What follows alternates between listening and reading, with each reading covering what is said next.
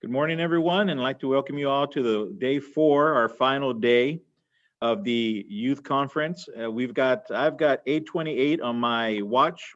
We're going to wait about 2 more minutes, and then I'll be introducing our CEO, Mr. Francisco Almaraz. We'll be giving a welcome, and then we'll kick off the day's activities. And then also just a reminder at the end, we have our closing remarks from our speaker, Mr. Martinez White. If you weren't here on Monday, please join in at that time. Brings a lot of energy, and we're excited to have them closing out our event.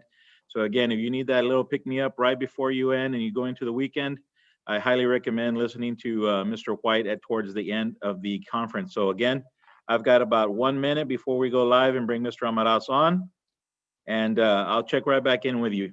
Thank you for joining again.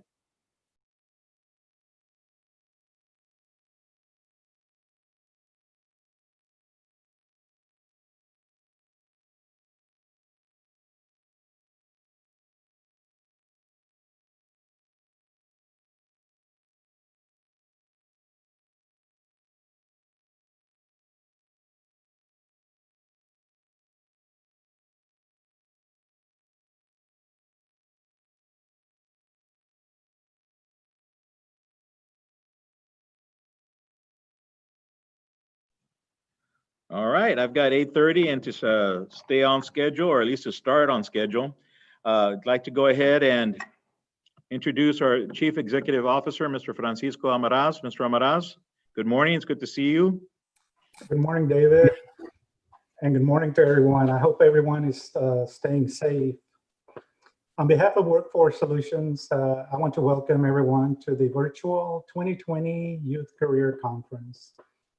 We are living right now in really what's called unprecedented times. I mean, I call them extraordinary times.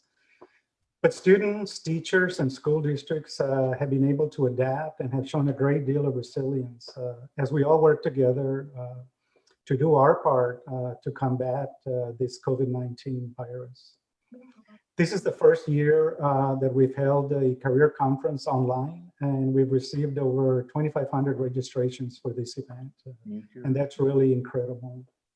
And events like these take a lot of planning and teamwork. So I would like to take this opportunity to thank the Workforce Solutions staff that helped organize this event. Our education team lead, Mr. David Gutierrez, and our workforce outreach specialist, Ms. Yesenia Garcia, Ms. Irene Garcia, and Ms. Jasmine Hernandez. They've done an amazing job in organizing this event. I also want to thank Mr. Sergio Contreras. He's the president and CEO of the RGV Partnership, for his support in engaging the business community. Workforce Solutions is committed to helping students make informed decisions about future careers, and we want to make sure you are prepared for those careers. Our workforce outreach specialists work with you and your teachers to help you better prepare for your career choice. They provide soft skills training, including job search, interview skills, financial literacy, and of course, information that allows you to explore career opportunities and help guide you to a career that is right for you.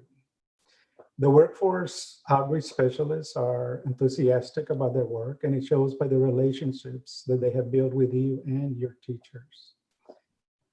Today's Youth Career Conference has 3 tracks: career exploration, soft skills, and parental engagement, each designed to provide you with information you will need as you work on planning your future. We also want to make sure to provide your parents with information on financial aid, career information and planning process, and stress management. So if your parents are not aware about this conference, please invite them to participate. Thank you for choosing to be here, and I hope you take with you a better understanding about the resources available that will help you find success in your careers. And remember, Workforce Solutions is always here to help you make decisions about your future careers. Best of luck and stay safe. Thank you, Mr. Almaraz, for that welcome. And we'd like to welcome everyone again to the final day of the youth conference. We want to take some time. We're going to go ahead and give you an opportunity to split out if you are going to be joining any of the other tracks at this time. On this, if you stay on this particular meeting, we've got career exploration. We've got 4 really good employer interviews coming up that will be focusing on finance and business. And if anything is showing over the last 3 days, you'll find that most of these employers did not always start off in these particular industries, but ended up here. And so that shows the importance of listening and finding out and exploring different career options. So if you look on the schedule here, we've got Mr. Cote at 8:35, Mr. Campos at 9, Ms. Chavez at 9:30, and Ms. De La Garza at 10 a.m. So with no further delay, I'm going to go ahead and switch over, and we're going to start with our interview with Mr. Cote.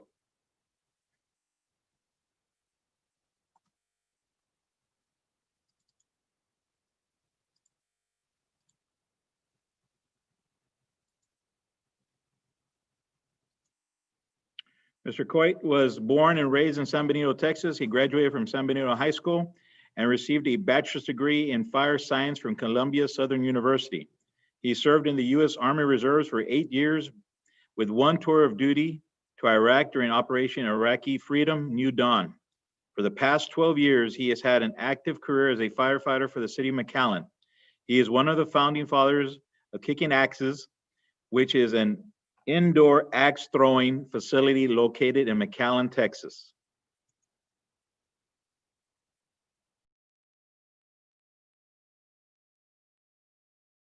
Hello everyone, my name is Jasmine Hernandez and I'm a Workforce Outreach Specialist with Workforce Solutions. Today with us we have Mark Coit, who will be giving us some information on his profession.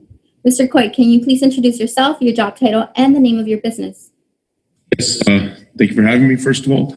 My name is Mark Coit. I'm an owner partner here at Kicking Axes. We are an indoor axe throwing facility here in McAllen, Texas. So how did you become interested in owning your own business? Well, I've always, kind of had the idea in my mind. My grandmother was a business owner. I've had several family members and also friends that were business owners. So it's kind of, always been a thing of mine, personal goal that I've had. And the right opportunity came along and I jumped on it. Okay, so what is the concept of your business and how did you come up with that idea? All right, so it's not your everyday run-of-the-mill type of business here. So we are an indoor axe throwing facility. These are live axes, not play axes. And the way I kind of came about, it's a funny story. I experienced it when I was a Cub Master for my son. In the Boy Scouts, they were throwing axes and stuff. And that was my first kind of introduction to it. And we didn't get to do it because we were Cubs, and they said, "No, you can't do it." So I was like, "Oh man!" Like I was kind of devastated. I was devastated. The little kids were too. But fast forward years later, I'm invited to a birthday party at an actual axe throwing facility in San Antonio, and that's where I got my first experience of the concept of indoor axe throwing, and I was floored. I loved it.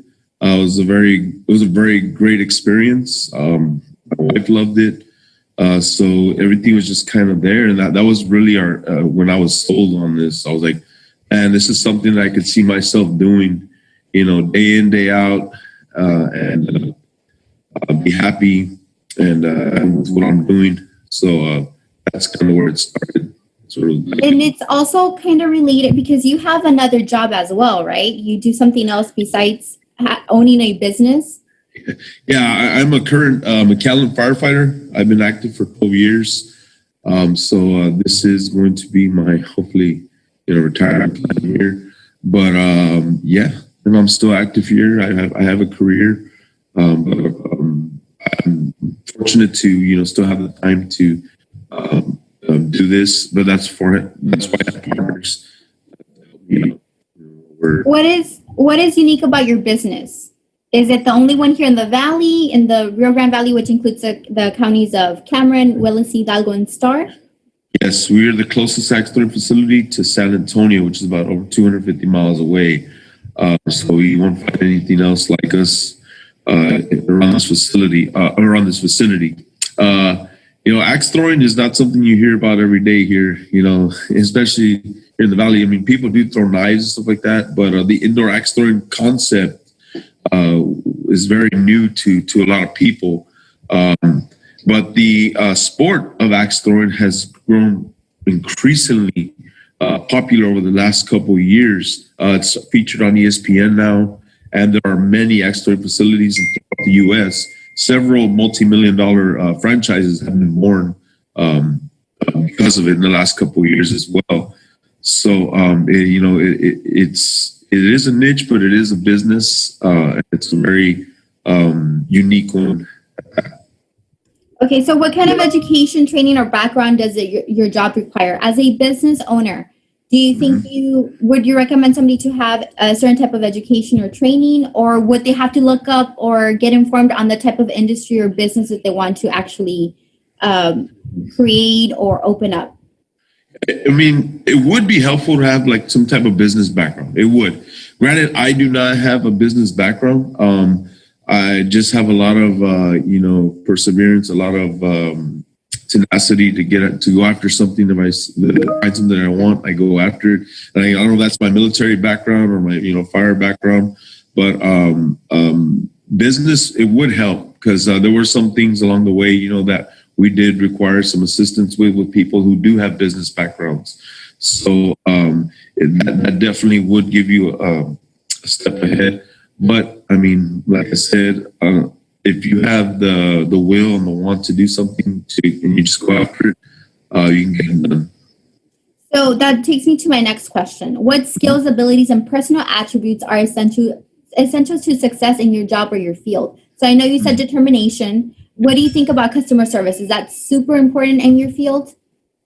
Yeah, personality and the willingness to instruct and teach people in our field here in the axe throwing arena is a big one, because you're going to be interacting with people. You're going to have to be able to instruct and give clear instructions and try to, because that's one of the main draws, honestly, of our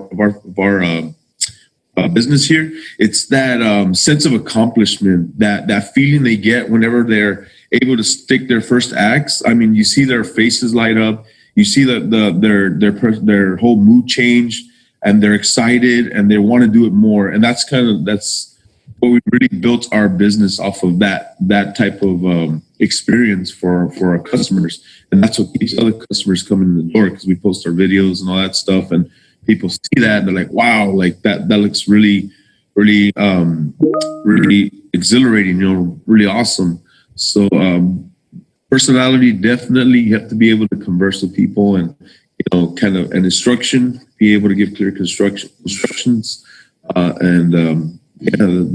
are the two, I would say, main attributes for our business that you would need. So I know you said that you post videos. So how do you advertise your business? Do you advertise it through Facebook? Do you advertise it through Twitter? What type of social media, or what type of forms of anything do you use to actually advertise your business? Advertising is a must. Advertising is very important. And of course, nowadays, I mean, social media is very helpful. The promoting your business and getting good content out there was not very apparent to me in the beginning, but it became very, very apparent that we needed to get this out. And that was not only was it cost effective, but it did reach a lot of people very fast. I mean, once we started posting things like that, traffic began to pick up very fast. Now, of course, there are other avenues that we do. We do drop flyers. We do also, word of mouth, go out and talk to people, other business owners as well, try to form partnerships and things like that. But social media was, I'll say, our biggest asset as far as marketing wise. Well, it helped a lot. And like I said, the content, videos, pictures, the organic stuff, that really helped. I can actually attest to that. I had no idea what your business was. And then I saw it on Facebook before COVID. And I was like, wow, this looks very interesting. You were posting videos of people throwing the axes, jumping, laughing, and having fun. And I was like, that is something I want to try. So we actually went to your business because of that, because of Facebook. And if not, it wouldn't have happened. And I posted some pictures from when we went on my Facebook, and I actually saw that people were like, "Oh wow, what is that? Where is it located?" And they were very interested in it. So I would actually agree. Social media is very important in that. Yeah, customers, I mean, they are our bread and butter. I mean, we rely on our customers so much. We have amazing customers, and we talk to them, and we form bonds with them in personality especially after an Axthorn experience here. And, they tend to post really good organic posts about us, and that really helps. So we are very, very appreciative of our customers. What does a typical workday look like for you? What are the day-to-day responsibilities of your position? Like, do you have to go buy the material for the wood for the boards? Do you have to sharpen the axes? Do you have to be there earlier to clean, sanitize? What do you have to do? Yeah, definitely for our business model, it's pretty simple, honestly, but it is labor intensive. It is labor intensive for the most part. Yes, there's cleaning, sharpening the axes, changing boards, making sure our inventory of boards are up. We do have a very small inventory, that we have to keep and things like that. That's what makes it run very efficient for us. That's how we're able to focus on the axe throwing itself instead of a whole bunch of other moving parts behind the scenes. But for the most part, it's that, making sure everything's clean, safe. We want a clean and safe environment for our customers here. So we make sure that is first and foremost taken care of. And then, of course, we go about our other daily duties as far as finances, marketing, things like that. But it's very labor intensive. What aspects of your job do you find most challenging and most rewarding? What is the hardest part? The hardest part is probably getting, was the advertising, was getting people in, getting our name out there, and things like that. Because of course, we talk to people like, oh yeah, we had no idea you were here, and things like that. So that's why we really have to step up your marketing and your getting yourself out there and your brand out there. Brand recognition is a big one as well. So those were probably the most challenging, because we're here, we're ready, the facility's ready, but if nobody's walking through your door, you don't really have a business yet, do you?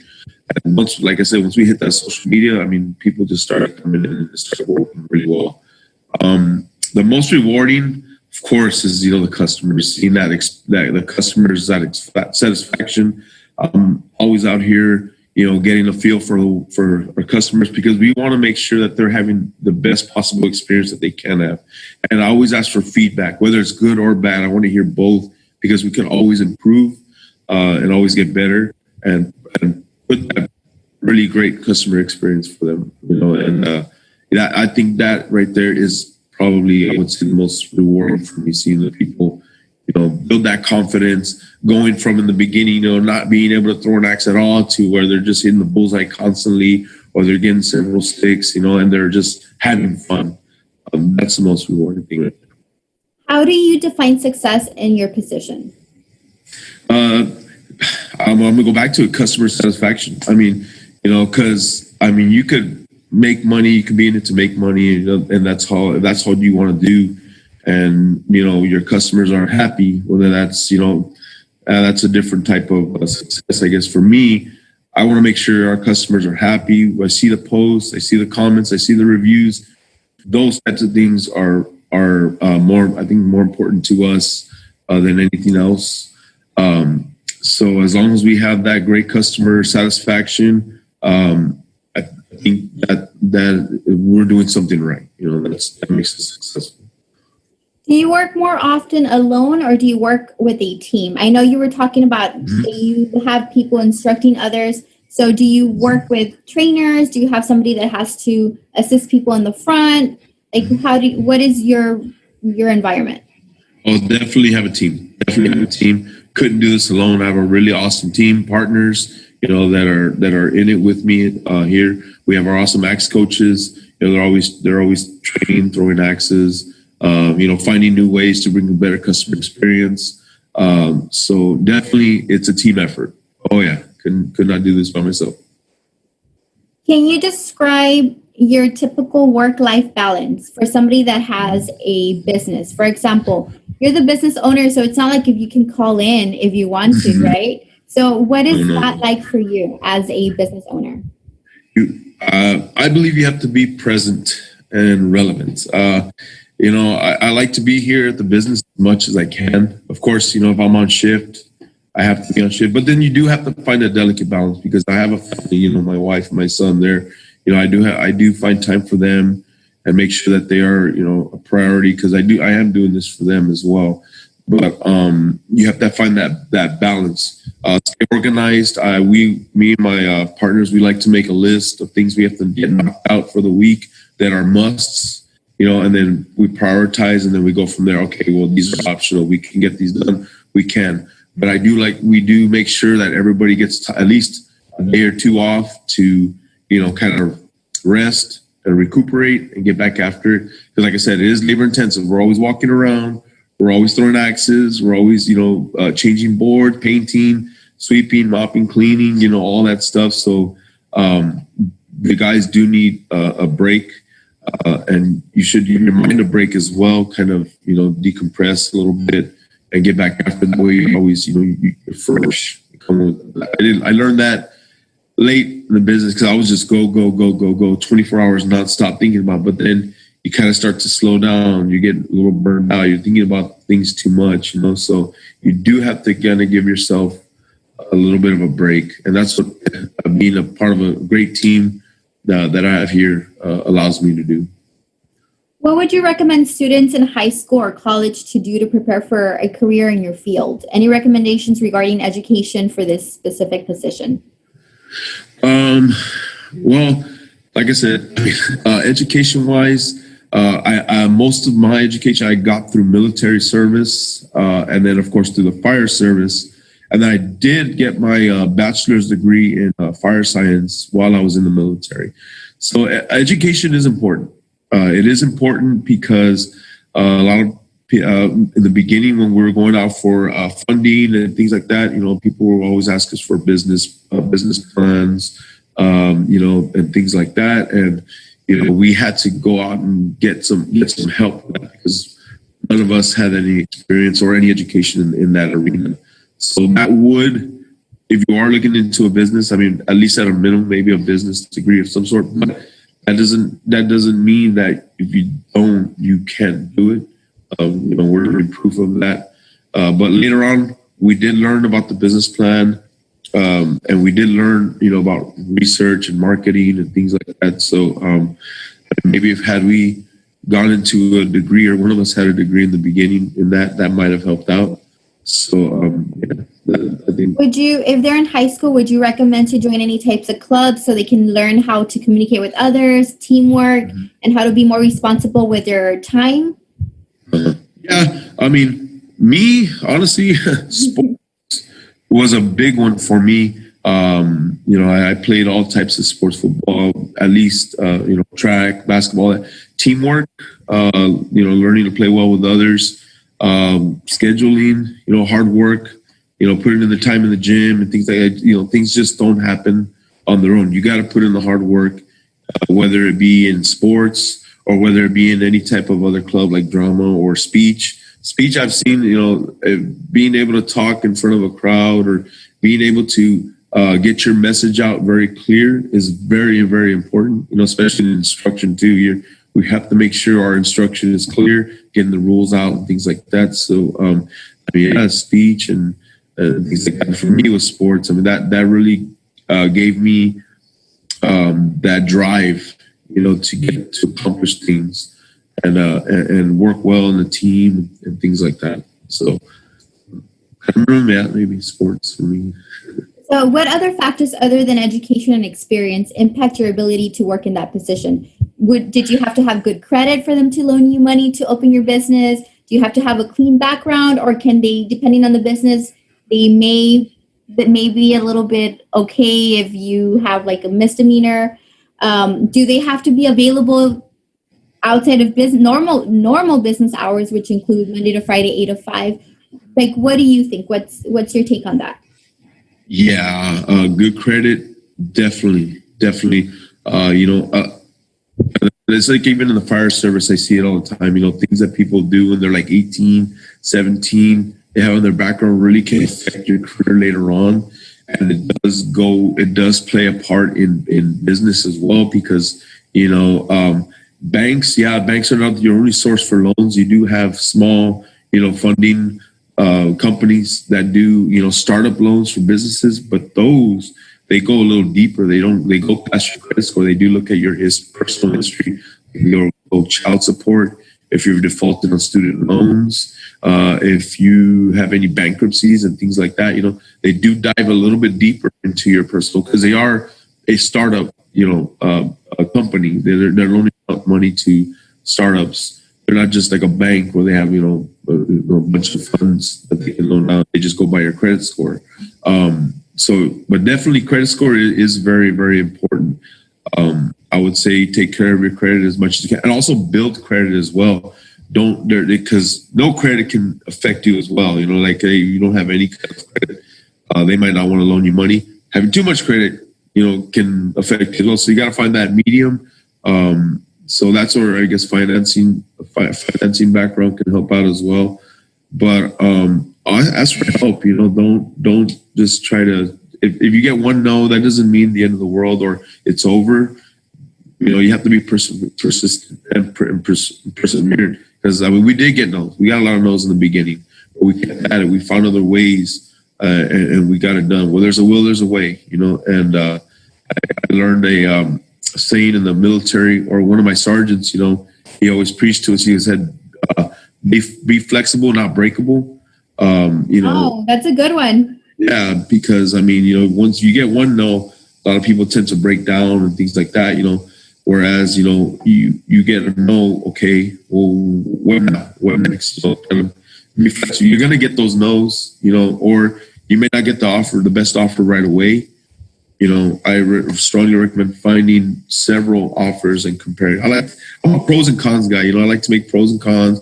I like to compare and contrast, get several quotes or several, offers and compare. Always compare. Don't just jump on the first one and be okay. This is it. So don't be so impulsive and jumping in at the first. Yeah. Take your time. Do your research. And research several companies, several products, several items, and compare and contrast. That's basically what we did when we started up this business. So what do you think are the secrets behind getting to where you've gotten to right now? Persistence, being resilient. We were, like I said, we did run into obstacles. It wasn't just perfect. It didn't just happen. We had to be persistent and adapt to what we could get and still make it work. It may not be what you dreamed up, or it may not be what you had down on paper and all of that. But if you can, step back, examine it, and be like, okay, you know what, I can make this work. Then go for it. And that's what we did here for this business. So thinking back on your first job, did it play a role in developing any of the skills that you currently have right now for your position? So like good customer service. I don't know where you worked, which one was your first job, but like things like that, working in a team, adaptability, time management. I had a couple of jobs at a lumber yard and construction. Oh. Really, but honestly, my military background is where I've got a lot of my discipline, a lot of my leadership skills, and things like that. I attribute a lot to the military, and of course, then when I from the military transitioned to the fire service as well. We do practice, a lot of that stuff. Confidence building, team building, ability to take orders from other people, things like that. There's a lot of headstrong people that are just don't accept anybody else's advice. You have to be open to everybody and listen to all your sides of your team and things like that, because this idea might be better, but they might have an idea that might be around the same thing, but you can put them together and then there's your solution, you know? So, yeah, I attributed a lot of my ability to be in this business or to start a business to the fire service and the military. If you had one piece of advice to someone just starting out, what would that be? Believe in yourself. Believe in yourself, definitely. If you have something and you strongly believe in it, don't let others influence you. You know, try to point you in a direction. Because we did have that in the beginning. You're like, oh, well, why don't you try this and do this and do this instead of this? But we stuck to our guns and we knew what we wanted to do. And we believed in what we wanted and what we were going to do. And we got it done. And, you know, the outcome is a lot much more satisfying than had we gone a different route and listened to others. Of course, like don't say, no, don't talk to me or whatever. Listen to them, of course, because like I said, you dissect it and you listen, you hear what they're saying, and you can grab certain things from there, but you don't have to necessarily go with their whole idea, you know? And dissect it, you put certain pieces together and you have something. So like I said, just believe in yourself, stick to your guns, definitely. But do listen. Listen is a very, very important key. Don't just be, you know, headstrong and say, no, I don't want to listen to anybody's advice or anybody's ideas and things like that. It's listening and I would say listening and believing in yourself is probably the best advice that I can give. That's great advice. And I noticed that behind you, you actually have, you're in your facility. Can you turn around the camera a little bit so that the students can actually see what it is? Sure. So Kicking axes. So that's your business, right? And then those are the boards where the customers actually throw the axes. Yes, these are them. Yeah. There's your axe throwing holder, and there is your targets right here. So it's kind of like you know, darts, but way better. Yes, I actually, like I said, I actually can attest to that because I participated and I went and I had a lot of fun, which I was not expecting. Oh yeah, no, definitely different experience. It's definitely a exciting and exhilarating experience. You think you would never in a million years think you'd be ever axe throwing, but then you come and do it, you're like, oh man, this is something that I can see yourself doing every day. I love it. I love it. So I know that after a lot of failed attempts, we were able to get it, not on the bullseye, we got it at the end.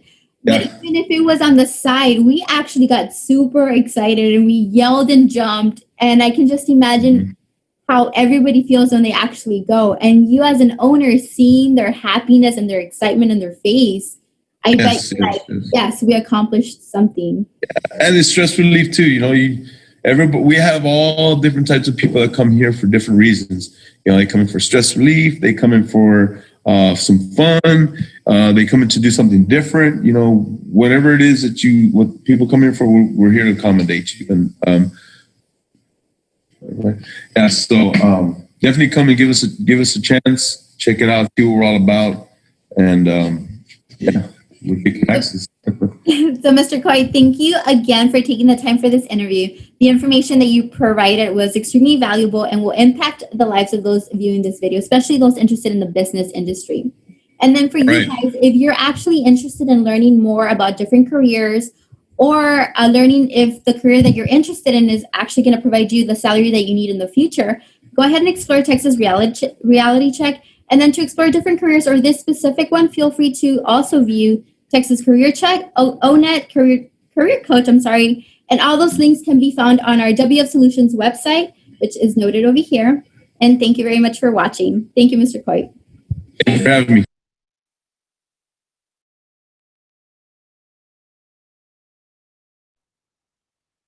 Thank you, Mr. Coit, for that interview. For those of you students who are looking to get into, I'm sorry about that.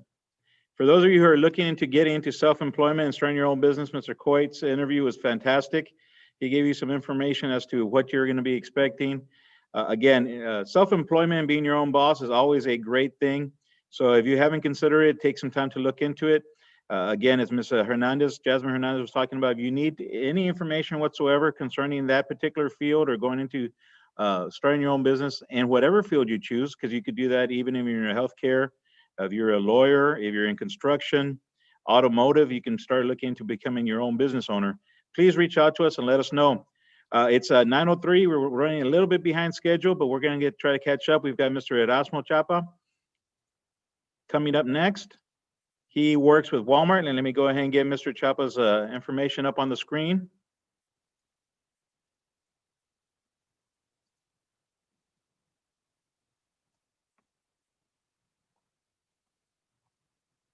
Mr. Erasmo Campos, I'm sorry, Mr. Erasmo Campos graduated from La Jolla High School in 2005. He married his high school sweetheart. He was 17 years old when he started his career with Walmart as a sales associate. Throughout the years, he's transitioned to several leadership positions within Walmart, such as department manager, assistant store manager, co-manager, and current position as a store manager. He was enrolled part-time in college, and Walmart allowed some of his work earned credits to be substituted for some college course based on his work experience. He obtained his bachelor's in retail management in February of 2019 from the American Public University. He has approximately 15 years employed with Walmart. He's enjoyed the fast-paced working environment and learning something new daily to make the store better each day for our customers. These are opportunities for professional growth to continue advancing in his career. Hello, everyone. My name is Yesenia Garcia, and I am a workforce outreach specialist with Workforce Solutions. Today with us is Mr. Erasmo Campos Jr., who will be sharing some information on his profession. Mr. Campos, thank you for being with us today. Could you please introduce yourself, your job title, and where you currently work? Hello, everyone. My name is Erasmo Campos Jr. I am currently a store manager at store 1200 East Jackson Avenue in McAllen, Texas. Perfect. Thank you for that. Could you now tell us how you became interested in this occupation? I was in high school and I really wanted a part-time job. So like everybody else, my mom kind of told me, hey, son, they're actually hiring at Walmart. You should apply. So I applied and I started off as a sales associate in shoes back in 2005. Oh, wow. Okay. And what kind of education, training, or background does your job require? So I started with Walmart just with a high school diploma, but Walmart gave me the opportunity to pursue my bachelor's in retail management. Walmart offers a lot of programs for their associates. So being able to work at Walmart and still pursue my degree was a great accomplishment for myself. And it's only $1 a day for our associates. Wow. And what about skills, abilities, and personal attributes that are essential to succeed in your job or in this specific field? There are 3 things that are crucial for success in my role. One of them is communication. You got to have great communication skills. Trusting but verifying. I manage over 262 associates in the building. So I deliver a lot of notes. I delegate a lot of notes. So going back and trusting and verifying and ensuring the work is done correctly. And then time management. I think those are the 3 components that is really going to get you to your success in my role. Perfect. Can you describe what a typical workday looks like for you? So a typical day as a store manager, it's very fast paced. You're always frequently in meetings. You're reviewing financial numbers that could affect the store. And you have the day-by-day responsibilities and to consist in like your tour with your management team, you delegate notes with associates, and you're always teaching and training. Okay. And let me see, what kind of problems do you encounter daily? What kind of problems I encounter daily? I can tell you with this COVID execution that we're going through right now, being compliant with the CDC regulations, it's something that is new to everybody, especially in the age of 2020.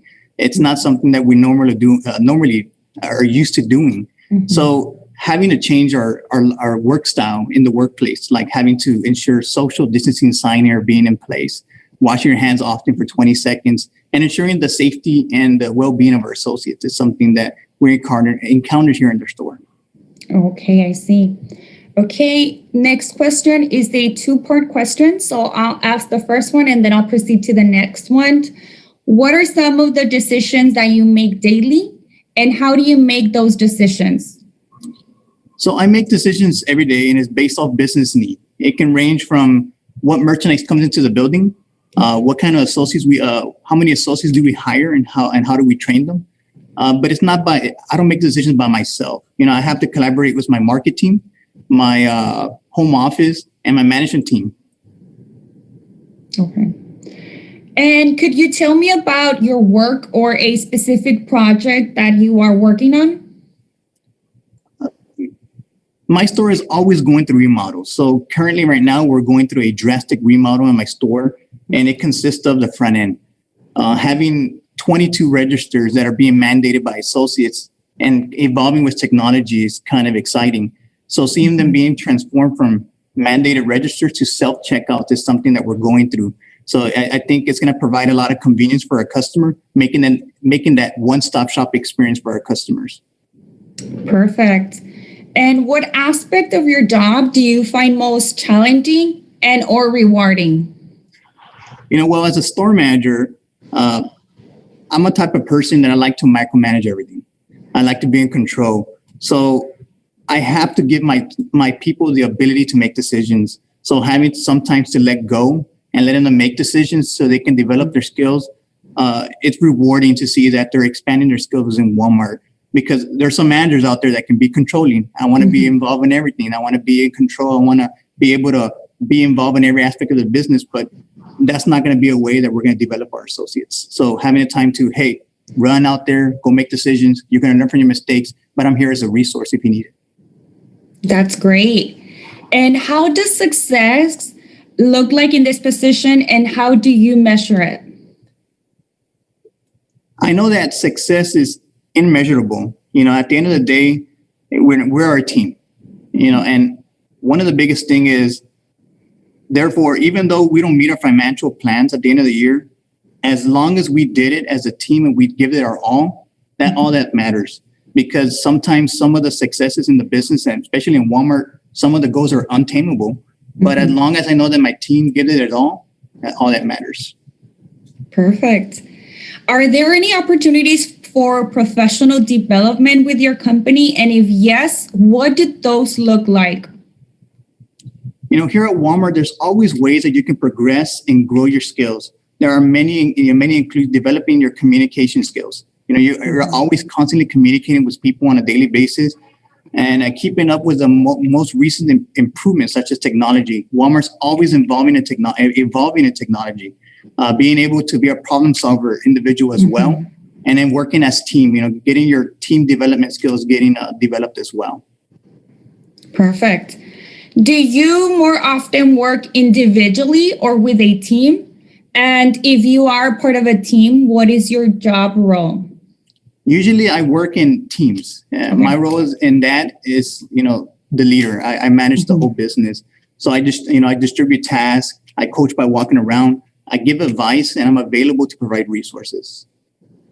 Perfect. And I know you did mention that you are the store manager, but even as a store manager, I'm sure you have other coworkers or colleagues in other stores where you have to get together and discuss some of the store goals and things like that. So even if you're the leader for that specific store, I'm sure at some point you have to meet with a specific team to discuss anything such as goals. So that's and great. I know we have a market team. We have a market team that I discuss with, and I meet it with my market manager, Lupita Guerra.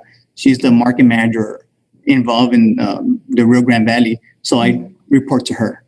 Okay, I see. And how do you organize your time? How do I organize my time? I can tell you at a nutshell, I got to time manage. I got to time manage and prioritize what tasks needs to be taken care of. Because if you just run out there without prioritizing and time management, you'll probably never get anything done. So I have to really make a list and prioritize. Hey, this needs to get done in 30 minutes. I have an hour to take care of this. So really time management is one of the biggest things how I organize my day. Yes, it is key. Next question. What can you describe from a typical work-life balance in your specific field or your occupation? Work-life balance. Here at Walmart, Walmart's all about work-life balance. And what I can advise people is you got to be in the middle. You got to be in the middle, and you got to know when you got to be at home, and you got to know when you got to be at work. So I know this holiday season is coming up pretty quick. So, hey, I got to be here at work. I got to be here for Halloween, Christmas, and so forth. So kind of one of the things I live by is, hey, leave your work at work and your family issues at home, but you got to be able to balance in between. When you have to be there for your family, and that when you have to be there at work. If you're too much at work, then hey, you can impact your family. And if you're too much at, in your family, then you can impact your job as well. So you got to be in the middle. Yes. So this is a second question to that first one. How does your job affect your general lifestyle?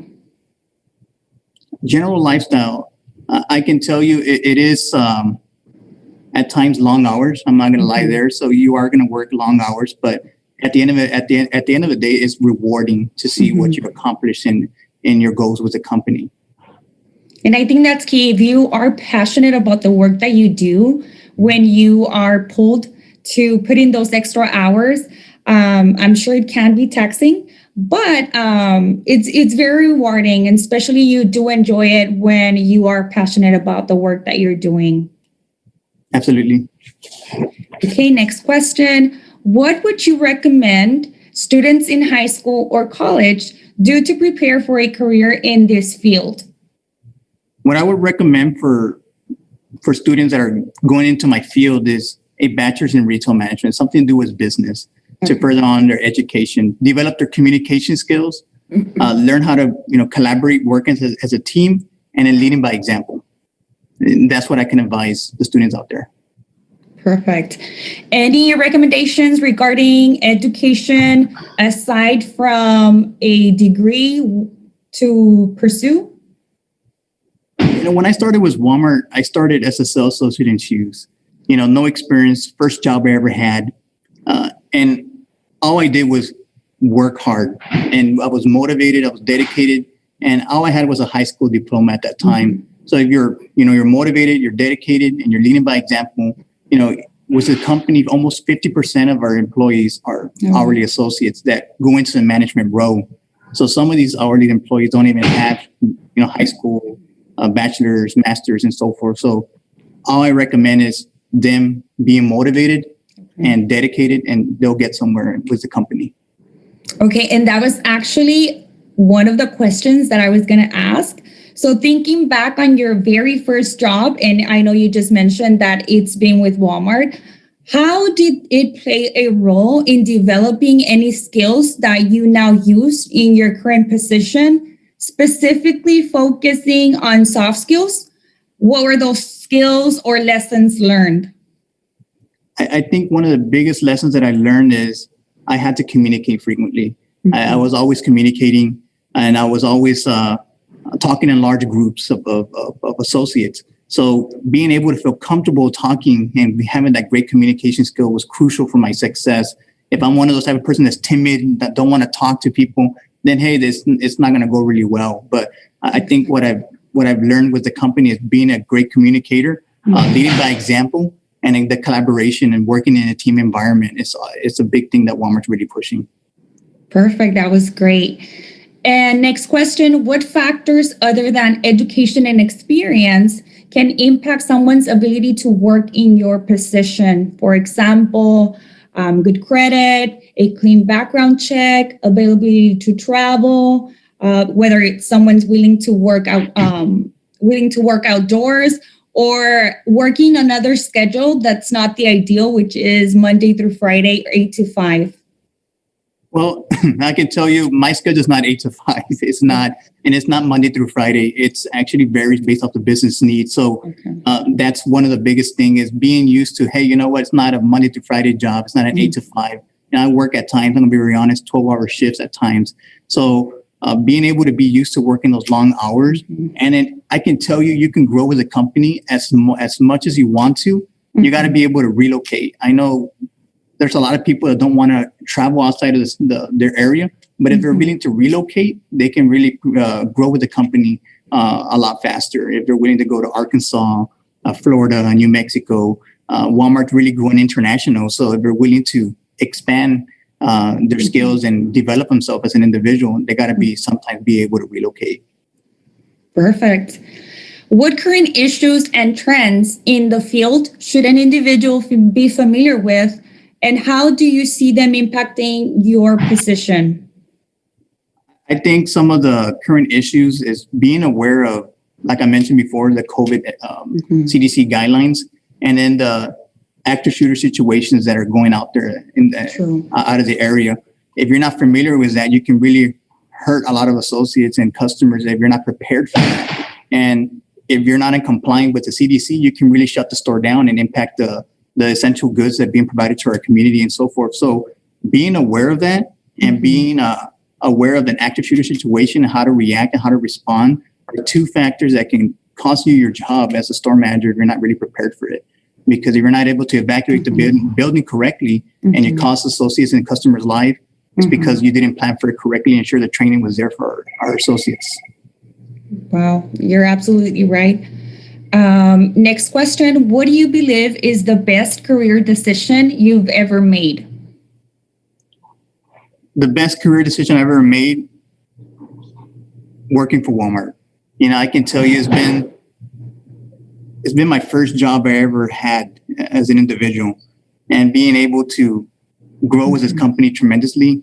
You know, I'm very thankful for them giving me the opportunity to develop my skills, and it actually has made me the person who I am today. So I'm very thankful for the company giving me the opportunity to run an $80 million store. So it's not every day that the company gives you the opportunity to run a $80 million store and manage 260 associates. So I'm very blessed and thankful.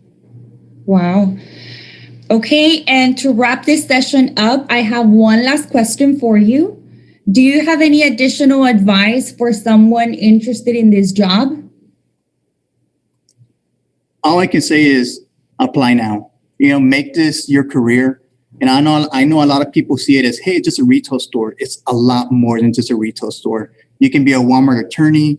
You can be a truck driver. You can develop technology. You can be a teacher. You can be a medical physician at Walmart now. You can be a pharmacist, an optician. There is a lot more this company offers. Just come and apply. Trust me, you're going to make the right decision. Mr. Campos, thank you again for taking the time for this interview. The information that you've shared with us today is valuable and will impact the lives of those viewing this video. And viewers, if you are interested in learning more about this career, we encourage you to further research this position through Texas Reality Check, ONET, and Career Coach. Links to all of these platforms may be found on our website, wfsolutions.org. Thank you all for watching. Thank you.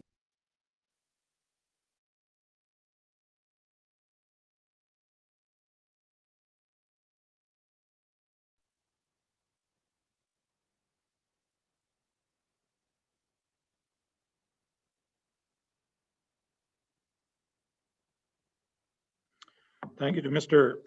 Erasmo from Walmart. And thank you all for staying on, continuing to join us for this conference as we finish off the last day. So far, you've heard from the businesses. You've heard one aspect is a self-employment from Mr. Coit. And now you've heard from Mr. Erasmo from Walmart, who's worked his way up along the lines from a sales associate all the way to store manager. So different venues and different ways to get to where you want to be, and if you're interested in a business career. Next up, we've got Ms. Jen Chavez, Workplace Solutions Officer for BBVA. She's the oldest of 4 siblings, born in California, raised in Florida, and now a resident of Weslaco, Texas. She has been with BBVA for 8 years and is currently a Workplace Solutions Officer 2. She loves to help educate and facilitate the community with their finances.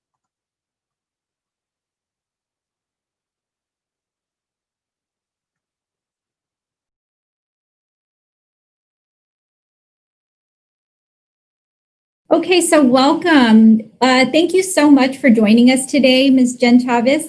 My name is Mirna Irene Garcia, and I'm a workforce outreach specialist with Workforce Solutions Lower Rio. Today, I would like to introduce to you Ms. Jen Chavez, and I'd like to thank you, Jen, I'm sorry, for being here and for giving us the opportunity to interview you today. So if you could please introduce yourself. Yes, thank you so much, Ms. Garcia. My name is Jen Chavez. I am a Workplace Solution Officer with BBVA. I do cover the Upper Valley District. That would be starting from Weslaco all the way to Roma. But I do work with the entire valley and then, of course, surrounding areas. Thank you so much for having me today. Absolutely. So could you just tell me a little bit about how you became interested in this occupation and this particular career field? Yes, definitely, Ms. Garcia. So I was actually introduced to the banking field when I was back as a waiter. When I was waitressing at a restaurant, and I was given the opportunity to start working for the bank. And immediately after I started working with the bank, it became my passion. I love to help people. Here at BBVA, we're very passionate about helping our clients not only make some money and save their money, but we also help them protect their money and protect their future with different options that we have available to them. So it became something, that I was just very passionate about.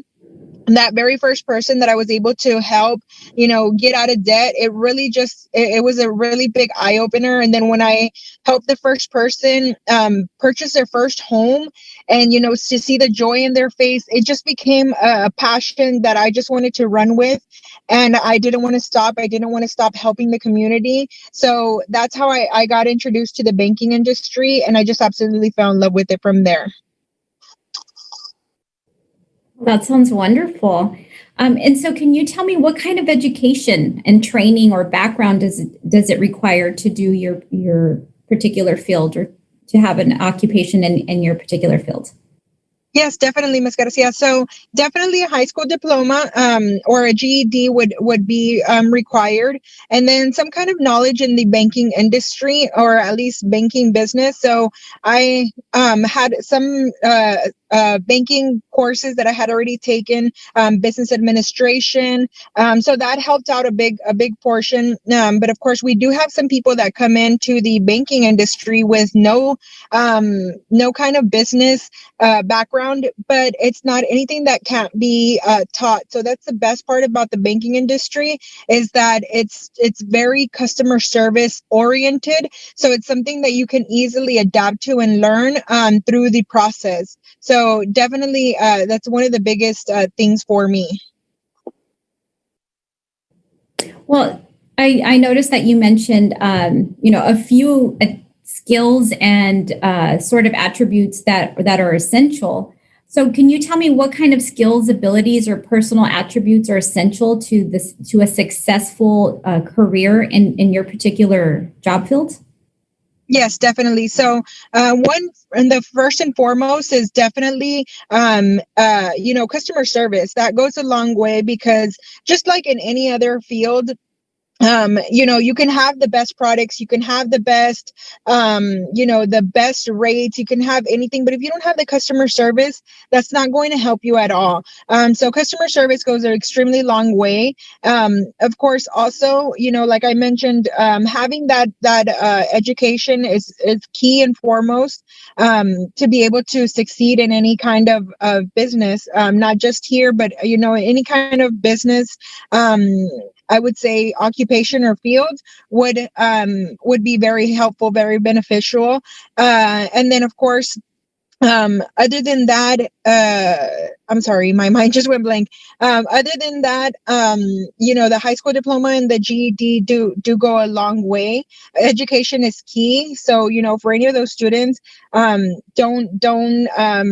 don't not pursue something beyond that, beyond high school. There's so much more.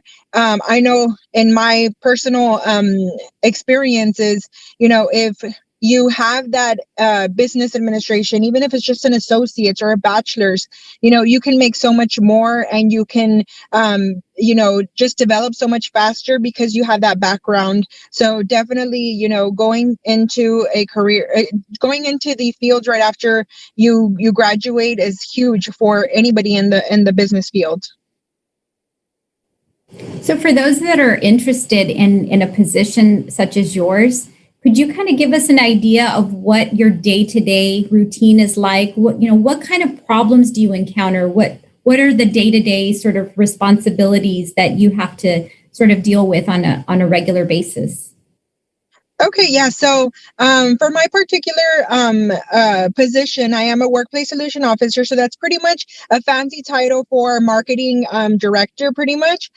So my day-to-day is, meeting so many different kind of businesses. And you're talking about from small businesses to these huge entities that we probably know, like, Walmart, Costco, those bigger companies. You're looking into manufacturing companies. We live across the southern region, so we have a lot of maquiladoras in the area that you have to be very well oriented around what they are, how they produce their business. So you do have to know a little bit of everything in regards to the type of businesses that you're going to be meeting with, because you will go in there and present to their employees and to the business owners. And if you go in without knowing something in that particular field, it's going to become very awkward when they throw out, different ways that they do business, like internationally and stuff like that. So it's always very good to do some research before you head out. So my days can start, in the morning, very early. If I know I'm going to be meeting with a maquiladora or a business that I've never been to, like, let's say a biomat that is plasma, plasma donation, I need to do my research about it before I head in there so I can have something to talk to them about. And I can have some knowledge of what business I'm going to meet. So I can start very early. Then I head out to my day. I spread out my day accordingly so I can be able to go to as many businesses in one day as possible.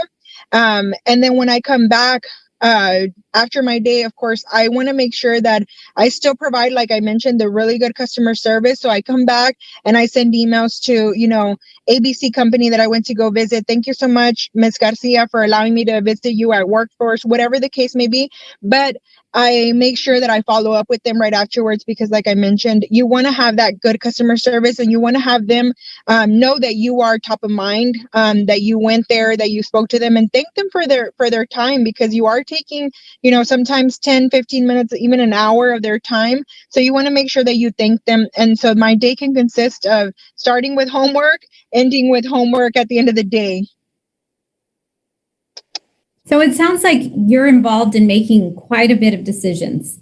So what are some of the decisions that you have to make on a daily basis? Anything from, your mundane day-to-day routine decisions to, your more higher level decisions, and how do you approach making those decisions? Yes, definitely. So the decision making can be something so simple as, what am I going to pick up for this set of employees that I'm going to be presenting to this morning for breakfast? Something simple like that, because you have to think about, okay, do they have any kind of allergies? Should I pick up Taco Bell? Taco Bell, should I pick up Whataburger? Stuff like that. It's simple things like that I have to decide on and think of really quickly, and of course plan my day accordingly so I'm get there on time, all the way to I sit on different boards throughout the community. So there's sometimes that I'm sitting on a board of a Chamber of Commerce meeting with, a certain city or a certain school board, or, they asked me to be a volunteer on a board of nonprofit organization. So we have to think extremely quickly on, should we approve this scholarship for Juanito Garcia, whatever school district, or should we give it to Tanya Gonzalez? I'm putting names out there, but those are kind of like the things that I have to decide on when I agree to sit on certain type of boards and committees throughout the entire valley. Well, that sounds so interesting. And, now that you mention sitting on boards and helping out, in the community, what are some projects, recent projects that kind of stand out in your mind that you've worked on recently, and how did you go about, kind of unfolding that project and bringing it to fruition? Okay, so with the company that I work with, we work a lot with nonprofit organizations.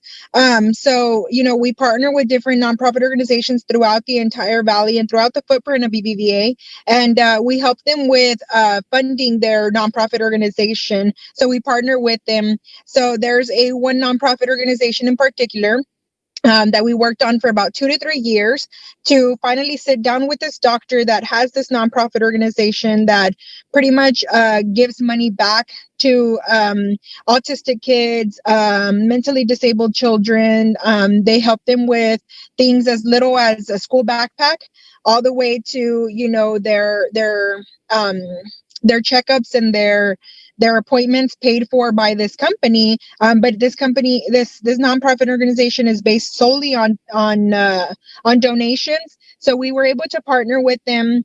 This particular doctor has 16 doctor's offices that are owned by herself throughout the entire valley, and then also has smaller business like a small light company, a few companies here and there for like rental properties. So we partnered with all of the employees. We were able to go out there, talk to them, sign a few up, and every time that we signed a new member up, we gave the nonprofit organization $50. So we were able to give this nonprofit organization a little over $5,000, and that's money that continues to still coming in every single month. They'll still get funds distributed by us over every time that that person that supported their nonprofit swipes their debit card. We give them royalty every single month. So it's going to be a recurring donation every single month for them. At least smaller portions, not the 5,000, but smaller portions, but it's recurring every single month for the life of the account. So we're going to be helping this nonprofit organization from here until they decide to, if they ever decide to close or transfer or anything like that. But it's so rewarding to be able to know that we, as an organization, were able to help so many children, not just, one or two, but you're helping just so many throughout the entire valley. That sounds extremely rewarding. So in terms of what you find to be the most rewarding thing about your job, can you tell us a little bit about what about your job is so rewarding? And then also, if you can kind of elaborate a little bit about what are some of the challenges that you face? So definitely helping our clients, just get out of debt or purchase their own home. I think for me, the biggest one is when you help them purchase their own home. And I pinpoint that one in particular because you're not just helping, a mom or a dad, you're helping a family. You're helping them have something for the rest of their life that they're going to potentially be able to leave that to their children, or, be able to get out of renting.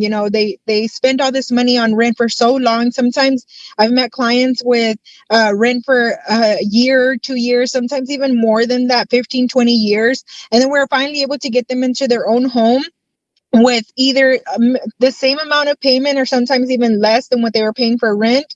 And the face when they go and they sign for that home, that they get their keys, it's just so rewarding. To me, it's so heartwarming. Sometimes they bring the children and, they take their picture with the sign at the title company. And, we sit behind the scenes and just see them take their picture. And it's like, wow, like I didn't just help Miss Garcia. I helped Miss Garcia and her family. These kids are going to have their own room. These kids are going to be able to make memories in that backyard. And it's extremely rewarding to know that you changed not just one life, but an entire family's life. So I think that's one of our biggest things. One of the challenges that we come across is, of course, we live in the valley. So the income sometimes isn't high in the valley. So we sometimes run into a lot of debt to income situations, but we always set up a plan with our clients. So if we cannot get them approved for anything, or they're having issues with their credit and they want to get help, they want to bring up their credit or they want to fix their credit. We're not credit fixers or, credit counselors, but we can at least guide them and coach them throughout our different financial webinars or our financial literacy presentations on different resources, different people that they can different entities that they can call upon and get some free help. So those are one of the obstacles that we run into, but we always have something to be able to bounce back from. So can you tell me a little bit about how you measure success and what does success look like in your position? So, I started from the very bottom. I started as a bank teller. I've been with the bank for 8 years now, and I've had 5 different promotions. So, I started from the very bottom, worked my way up. I think this company that I particularly work for is huge on growth, on growing within the company. So success to me is being able to not just grow myself, but be able to help others grow with me along the way. I have so many people, that I work with and that work under me directly. And when they grow, it feels like, it's you didn't just help that person, you help their family have more income, have a better position. This isn't just a job here at BBVA. It's a career. It's a career for your life. So I think to me that the biggest success is growing other team members, not just yourself, but other team members, and being able to help them move up and see them succeed and be able to see them, grow from the very bottom all the way to the very top. So I'm hearing that there's a lot of room for professional advancement. So what are some of the professional development opportunities that are available for you and for other employees? So you can start as a part-time teller here with us. You could start as a part-time teller. You can move up. The sky is the limit here. There's so many different positions that you can just, move up into a banker or a deposit specialist. We aren't just local. We are nationwide. We do have different areas. So if the position that you're looking for, if you're looking to just solely do mortgages, there's mortgage officers that only do that and nothing else but mortgages. Maybe a mortgage project manager. Well, we have those in Houston. We have those, elsewhere. And there's always opportunity for growth. Just depends on what you want to grow in. If investments is your passion and you want to help people, save money, you want to make them money, or you want to help them with their retirement plans for the future, then that's the investment field. There's always positions available in the investment fields, in the mortgage fields, project managers, district managers, branch managers. There's just the sky is the limit. You decide what you want to do, and if you want that position, then you just build a plan. And there's so many people within the company that will make sure to help you and develop you and pave the way. You just have to get there. Well, thank you so much for sharing that. And so I'm hearing that there's a lot of various different professional development opportunities, as well as an opportunity to advance. But could you tell me what kind of drives you in your position? And do you find yourself working more as an individual or more as a team member? And if you do work as a team member, what do you find is the role that you tend to fall in? Okay, so I think that the thing that drives me is getting to know new people, getting to know new businesses. I mean, businesses open up so much on a daily basis. So getting to be able to meet them, meet their employees, because a lot of what I do is with the business owner and their employees directly. So, just being able to know about a new business in town, being able to support them and their growth and development. I mean, I've seen companies start with 10 employees and now they're up to 100 employees. So to be able to see their growth is huge for me. To see them develop throughout their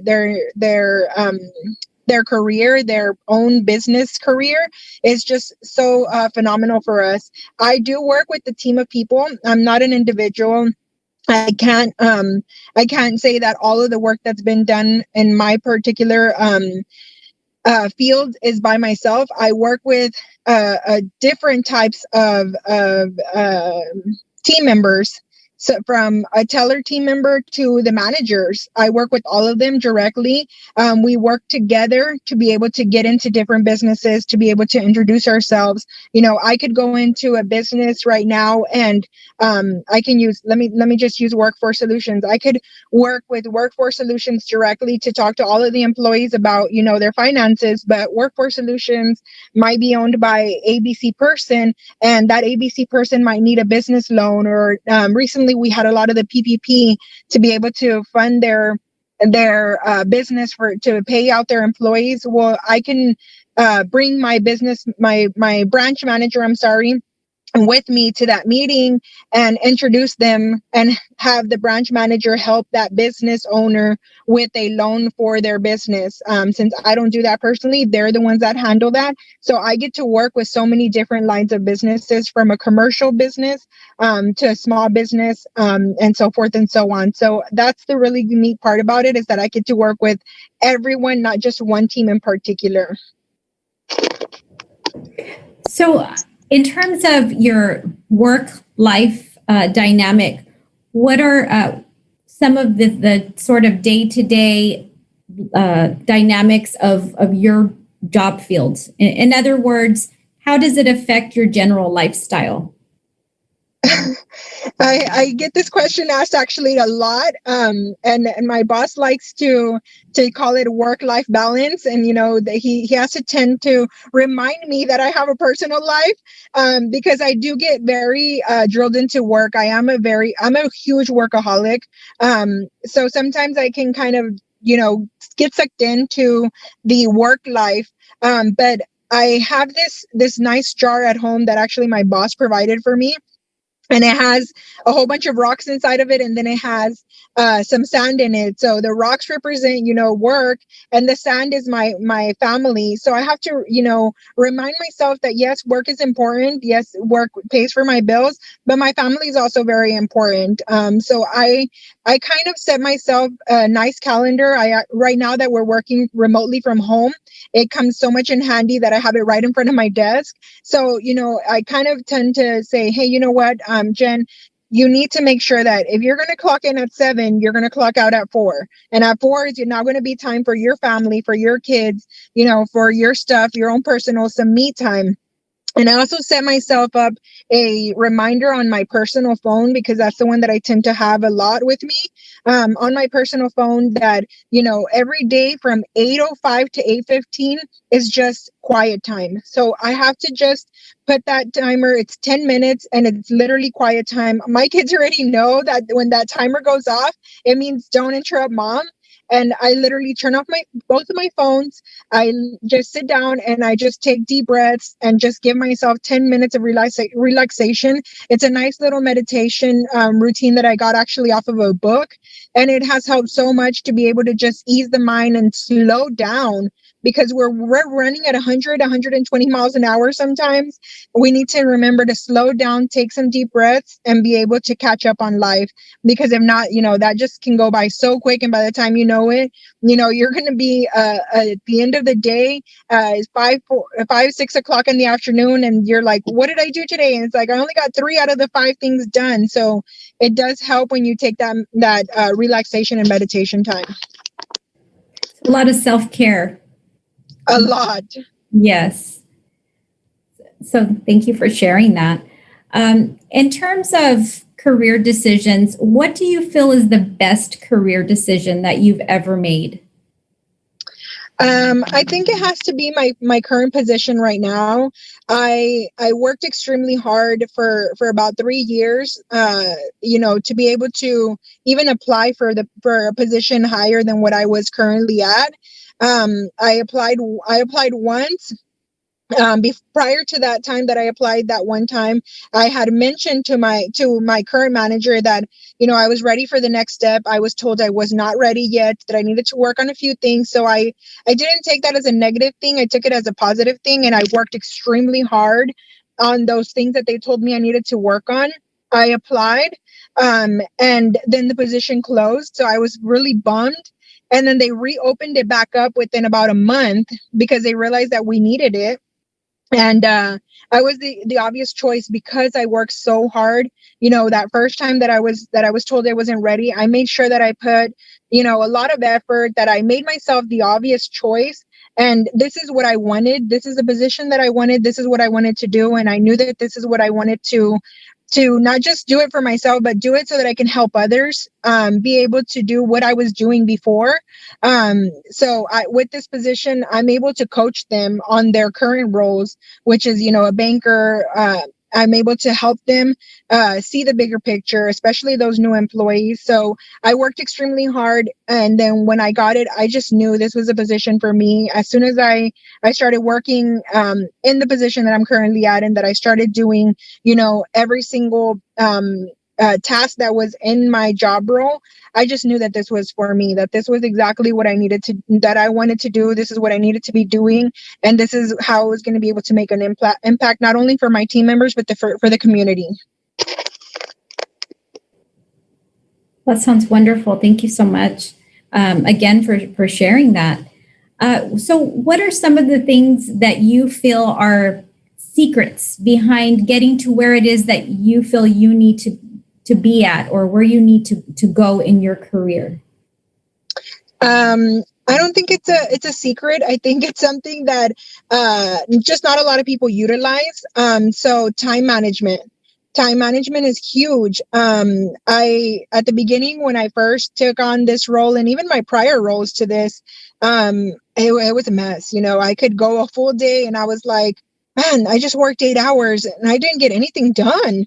But because my time was not managed. So once I was able to manage my time, set a calendar, you know, on my daily planner, I made sure, hey, before noon, you have to do this, this, and this.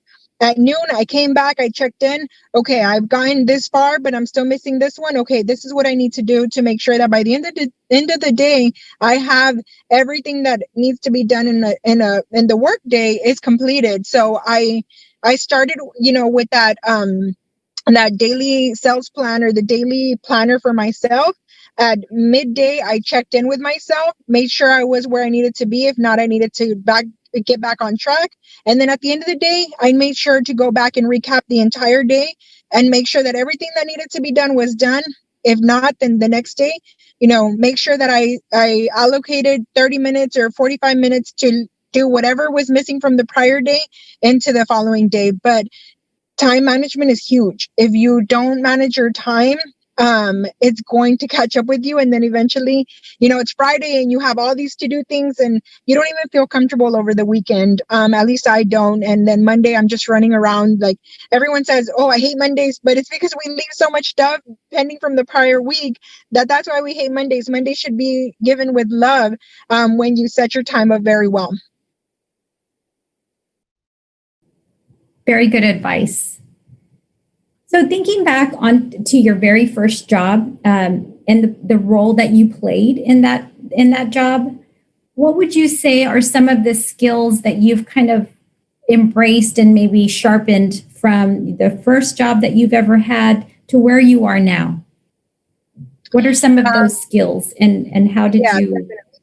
So the bank industry, it's no secret. It's a lot of cross helping with the clients, making sure that, you know, if they have different kind of credit cards and stuff like that at other banks, that you help them get out of that debt and put them into a better financial situation.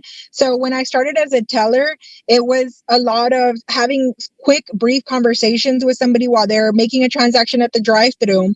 And so, you know, I had to learn and adapt very quickly on how to have a conversation about, you know, your credit card debt with you within 5 minutes, because there's a line behind that client and you don't want to hold up that line. So I had to adapt extremely quickly as a teller to where I am now. I still have to kind of know and adjust to the same tactics, but depending on the industry and where you're at. There could be sometimes that I could be at a, fast food restaurant, and the manager gives me 10 minutes to talk to 5 employees. So I have to talk to them extremely fast, just like if I was in the drive-through. Or I could be at a doctor's office where the doctor says, hey, you know what? I'm going to give you an hour to talk to all 15 of my employees. Then you know what? I have a little bit more time.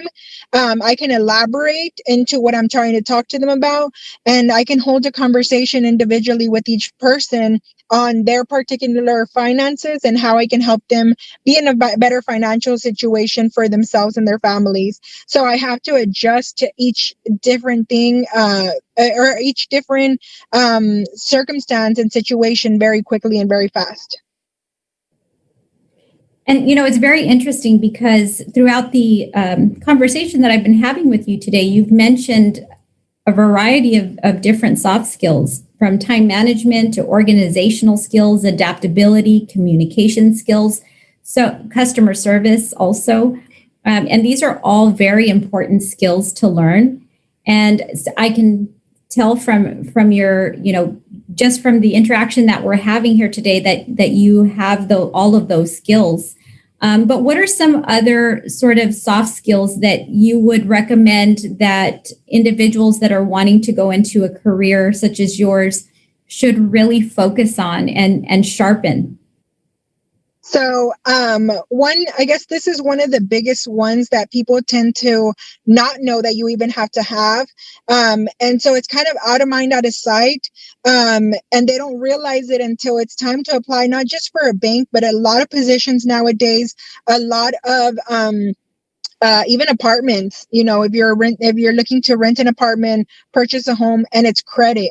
So it's out of mind, out of sight. You don't think about it, but especially for those young people that are just starting their credit, just starting to build, make sure that you take care of it, making sure that you baby it, because for any career now, they actually run your credit to be able to apply or be considered for that position.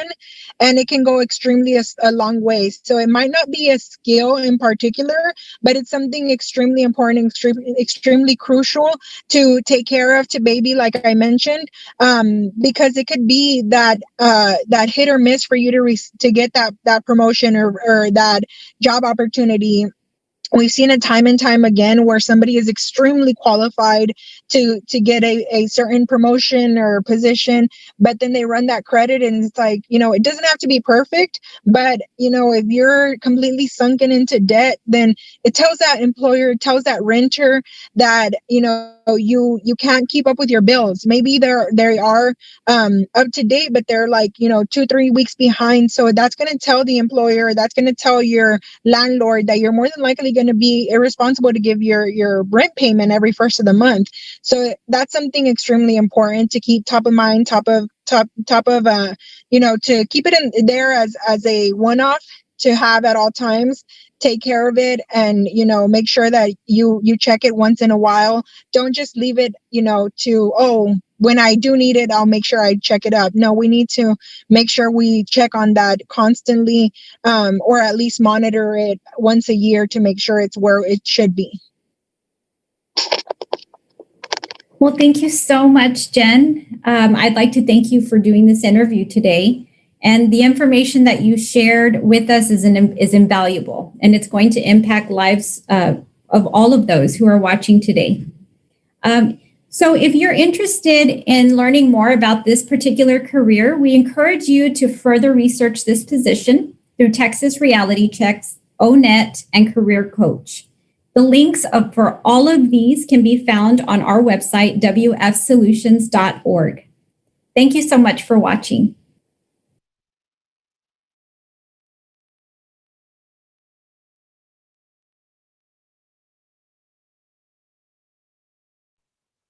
Thank you to Jen Chavez from BBVA, and thank you again for logging in and listening to the interviews.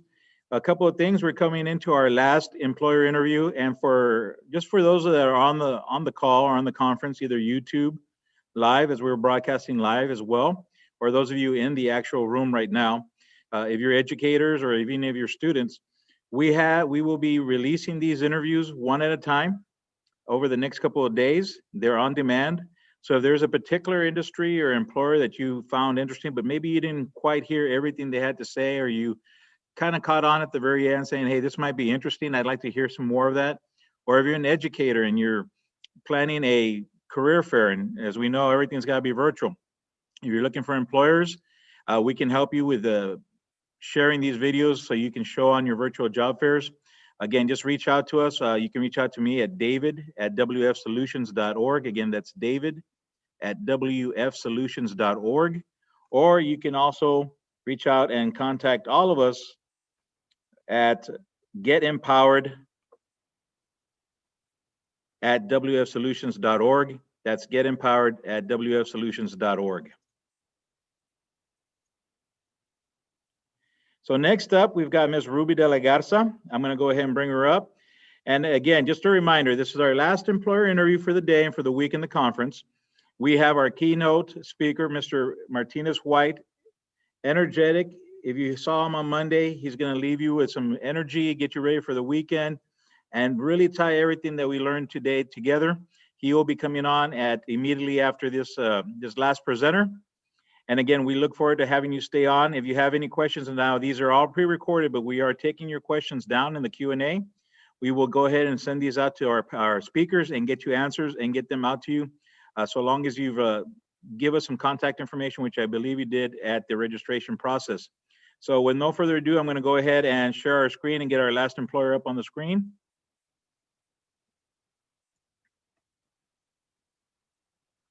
And that's Miss Ruby S. De La Garza. She's a liaison for the U.S. Department of Agriculture, Office of Partnerships and Public Engagement. Ms. De La Garza is a liaison with the USDA Office of Partnership and Public Engagement. She received a Bachelor's of Science in Health Education from Texas A&M University, College Station, and a Master's in Business Administration from the University of Texas Pan American. She is a native of the Rio Grande Valley, born and raised in Alamo, Texas. She is an advocate of community involvement programs for youth and Hispanics. Hello, everyone. My name is Jasmine Hernandez, and I'm a Workforce Outreach Specialist with Workforce Solutions. Today with us, we have a very special guest who will be providing us some information on her profession. Ms. De La Garza, can you please introduce yourself, your job title, and where you currently work? Hi, my name is Ruby De La Garza. I am a USDA liaison with the U.S. Department of Agriculture, Office of Partnerships and Public Engagement, and I'm located in Texas and based at the University of Texas, Rio Grande Valley in Edinburgh. What type of education, training, or background does your job require? So to be a USDA liaison, you can almost major in everything. My colleagues have different majors. My background, I have an undergraduate degree from Texas A&M University in community health education, and I have a master's in business administration from what was then the University of Texas Pan American. How did you become interested in this occupation or field? So before coming to USDA, I worked with a nonprofit. I would say that my passion is to give back to my community and serve others. So I've always worked with helping individuals access healthcare or access food. And so right now in my current position, I work more on a broader scale with communities, with youth, with faith-based organizations. And so I think the interest was just to help people and to serve and give back. So being a public servant and working for the government was really what attracted me to this position. Was it something that you were seeking? Were you actually looking for a position with USDA? Did it magically appear for you? How did that happen? It actually did magically appear. So I was working at a nonprofit, like I said, Valley Primary Care Network, and working for a project that was federally funded. And I was approached by someone and asked, to apply for this position. At the time, I was pretty comfortable with the position I was in. And so I was a little hesitant. I applied, and I think I was a little worried I was, I guess, worried, you could say, but I didn't think I was qualified because I didn't have a background in agriculture. And that's one of the misconceptions that so many have about working at USDA. They think that to have a career or a job at USDA, you have to major in agriculture. And so once I learned more about the position, I applied, and I was actually really excited that I got the position, but I didn't expect to get the job. I didn't expect to apply for a job or transition into a different career. For those that do not know, what does USDA stand for? U.S. Department of Agriculture. We're actually known as the People's Department. We're one of the largest federal agencies in the government, and our current secretary's motto is "Do right and feed everybody." And so, all the agencies that are under USDA do a little bit to, I guess, make sure that everybody has safe and healthy food on the table. We have different agencies, Agricultural Research Service that does research in food and nutrition. We have individuals that are protecting our agriculture, Animal Plant Health Inspection Service. We have an agency also that works with rural communities, rural development. So our agencies do a little bit of everyone, and we like to say that the work we do affects people every day in every way. When it comes to your position, what type of skills, abilities, and personal attributes do you think are essential to be able to do the job that you do? I would definitely say communication skills is really important. You're always interacting with others, talking to individuals about the programs and opportunities with USDA. So communication skills are a must. I would also say problem solving for sure. Most times we're approached with or approached by individuals who are looking into programs at USDA, but they're all unsure of what programs they qualify for. And so you have to be ready to kind of think about what problems they could or what programs they could apply for based on the problems or the issues that they have. And so problem solving is definitely important. I would also say you have to be able to multitask. You are always juggling several projects at one time, and so multitasking is really important. Another one I would say that I think every job kind of requires is teamwork. You're always working with others, working in teams, whether you're solving a problem or doing an event, pretty much anything, you need to be able to work well with others. What does a typical workday look like for you? So right now, during the pandemic, things are a little different than what I normally be doing. Pre-pandemic, like I said, my office is located at the University of Texas, Rio Grande Valley.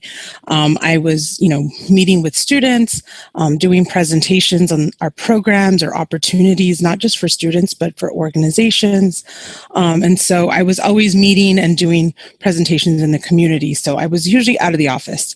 Now during the pandemic, everything is virtual. So it's spending time on Zoom meetings, meeting with others, still interacting with individuals, but just on a different platform. So I would say, usually I start my day at 7:30. I always check my email so that I can kind of look at my day and see what I need to, do. Like I said, multitasking is really important.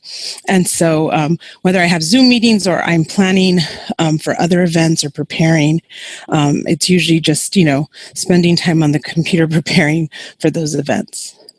What type of problems do you encounter on a daily basis, or the ones that you see more often? Like I said, I work with different individuals. I do work primarily with youth to help them identify opportunities with USDA, whether it's internships or jobs. Some of the problems I see with youth is a lot of our youth don't have resumes. And so I work with them to help develop their resumes, or I help them find internship opportunities with our agencies, navigating usajobs.com or .gov, is where all the internships are. And so a lot of individuals don't know how to navigate that. So those are problems that I find with more of our youth, our college graduates, or even high school students who are trying to navigate that. With communities, I feel like I said earlier, a lot of individuals have misconceptions about agriculture. And so when they're looking at our programs, they just think of ag. And so they don't think they qualify for some of our opportunities. And the same with youth. So many people think that because it's not related to ag, what they're looking for is not related to ag, they might not qualify. So I would definitely say it's addressing those misconceptions in agriculture as well. What are some of the types of decisions that you have to make on a daily basis? How to manage my time, for sure. Like I said, sometimes problems or projects arise. And so I need to look at, the timeline of those events and see, prioritize which needs to happen first. I would definitely say it's addressing those misconceptions in agriculture as well. What are some of the types of decisions that you have to make on a daily basis? Like I said, sometimes problems or projects arise. And so I need to look at, the timeline of those events and see what, prioritize which needs to happen first. It just depends, on any given day. The other problems, I think right now with the pandemic, a lot of the problems that our communities are facing are with food insecurity. And so, so many people are having trouble accessing, food or getting food, and they don't know where their next meal will be. And so while I primarily work with youth, I think now it's been more working with organizations that are helping individuals find food or get food. And so USDA has this great program called Farmers to Families Food Box Program. And so we're currently in our third round where we have distributors that were awarded to give food boxes in our community. And so I've been working with nonprofits, I've been working with our food bank and faith-based organizations to help get them these boxes so that they can give them to individuals in our community who need food. What are some of the projects that you normally work with or you're part of besides the one that you just mentioned? So I work with Hispanic serving institutions, and those are colleges and universities that have at least 25% enrollment of Hispanic students. And so I work with faculty and staff at these institutions to identify grants, whether they're research or education grants, workforce development grants that they can apply for. And so sometimes I'm helping faculty, or I'm learning about what they're doing in research and helping them identify grants that they can apply for. And the same with communities. So if our communities are in a rural area, which Texas has a lot of, they might qualify for certain programs under our agency, rural development. And so it's just kind of, seeing what problems or issues they have, where they need resources, and trying to identify what programs in our department they might be able to apply for. In regards to your job, what is something that you find the most challenging and the most rewarding? I'll start with the most rewarding. I think the most rewarding for me is that I get to help people, and I get to help different people. I don't, I work with youth and that's my primary focus, but I also work with community-based organizations. I work with faculty, staff. I pretty much work with everybody. And so I think it's rewarding to be able to help individuals at all stages and all levels, whether it's, helping a faculty member find a grant that in turn hires students for internships or helps prepare them for the workforce. That's rewarding. Or like I said, if it's helping a food bank, find food boxes, but indirectly, I'm helping individuals get food. I would definitely say all of those are rewarding for me, just helping individuals. Challenging, I think, is sometimes, it's a couple things, not being able to help everybody. I'm a very giving person. And so sometimes when I can't help somebody, I see it as a failure for myself. So that can be challenging in itself. And the other thing, again, like I've said, misconceptions in agriculture because, and I attended Texas A&M University. And so I don't like to tell people sometimes that I did, because when you say, Department of Agriculture and you say Texas A&M, they automatically think that I have a background in agriculture. And so it's addressing those misconceptions that ag is just agriculture, animal science. And so there's just so much more at USDA. A lot of individuals don't realize that the Forest Service or Smokey Bear is part of USDA. So, it's a lot more. Yeah. So sometimes you'll think of, the Forest Service, or right, a lot of communities in California are experiencing, the forest fires, and that's part of our department. So it's nice to kind of, tell people more about my agency. So. And I completely agree. I remember when I first met you, I thought it was just ag, and then you informed me and educated me on all these other things that are associated with, and I was just blown away. Yeah, I'm always telling students, I like to say there's careers from accounting to zoology.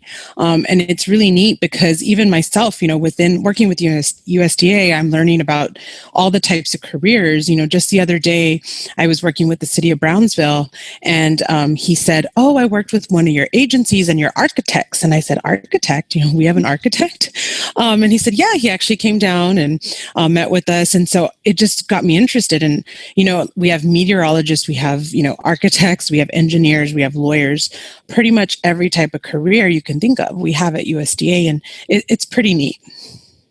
How does success look like in your position? I think it's when I can help find, an internship or career opportunity for a student. It feels really rewarding, or when faculty members get a grant and they come back to me and they say, I got this grant. I appreciate your help. That's rewarding for me. Or if I can, right now get communities these food boxes and help them identify, other resources for their communities. For me, that's rewarding. And sometimes, some individuals don't get back to you, but then, later they'll come back and say, you helped me find this job, or you helped me find this internship. And, thanks to you. And so that just feels really good that I can help someone. Are there any opportunities for professional development when it comes to your agency and your position? There are. So once you're in the federal government, you do have your own personal development plan. And so you work along your supervisor to set that plan every year. And so it can be from attending conferences to right now, doing virtual learning. We have access to so many trainings online through our system. So yes, definitely all types. And it really just depends what the person and the agency can, or want to do. Is it something that your agency has to approve based on your position? Or, for example, if you're interested in becoming a better speaker, can you ask them and they'll send you to a professional development like that? Yeah, you can. So you, each fiscal year, which we're in a new fiscal year right now, we develop that plan and we lay out our goals for the year. For me, I know last year I had a mentor, and so she helped me identify some items to work on. I wanted to work more on my leadership skills. And so I looked at some trainings that were offered in person to attend. And so, yes, they will cover those if they're included in your plan. That is super awesome. Do you work more often individually or with a team? I'm really lucky that I have a colleague in Texas. He's based at Prairie View A&M University. And so, but we are one person at our given institution. And so most of the time it's just myself. But we do work together to plan events or, spread information regarding our opportunities. And so we work as a team. One of the events that we're working on right now is called Faces of Agriculture and USDA. It's a virtual, a seminar series that we've been doing monthly. And so I'm part of a team. I work with my colleague that's based in the Midwest and then our youth program specialist in DC. I think the nice thing about, one of the benefits, I guess you could say, to this pandemic has been being able to do everything virtually. And so we're able to, provide these events or workshops virtually. And so we work as a team to plan them. Can you please describe your typical work and personal life balance? Is it easy to balance that out in your position? For the most part, I would say yes. If you would have asked me that last week, I would have told you no. Last week, my boss was in town, and we had several events planned over, 3 days. And so, one day, we were out till about 9:00 with meetings in the evening. And then on Wednesday, we were at the food bank by 7 a.m. in the morning. So, but most of the time it is, I adjust my schedule accordingly. So I like to look at a calendar and see what my day looks like. But for the most part, if I know I'm going to be somewhere by 7, I know I might get out a little earlier that day. So, it's a nice balance. But for the most part, I work my 40 hours. If there's events on the weekend, I adjust accordingly, but I would say it's a pretty good balance. What would you recommend for students to do in order to prepare for this career, for this position, or just any position in your organization? I would say if they can do an internship. I know to graduate with my bachelor's or my undergraduate degree, I had to complete an unpaid internship before I graduated. And I was lucky that for me, that experience transitioned into a job offer. And so that was my first job out of college. But I think, whether you're doing an internship at at a location or a place that you want to work at in the future, or if it's just, a job or an experience for a summer, I think they look really good on your resume. And so I try to tell students to do as many as they can. I will say that, you can start in high school. It's never too early.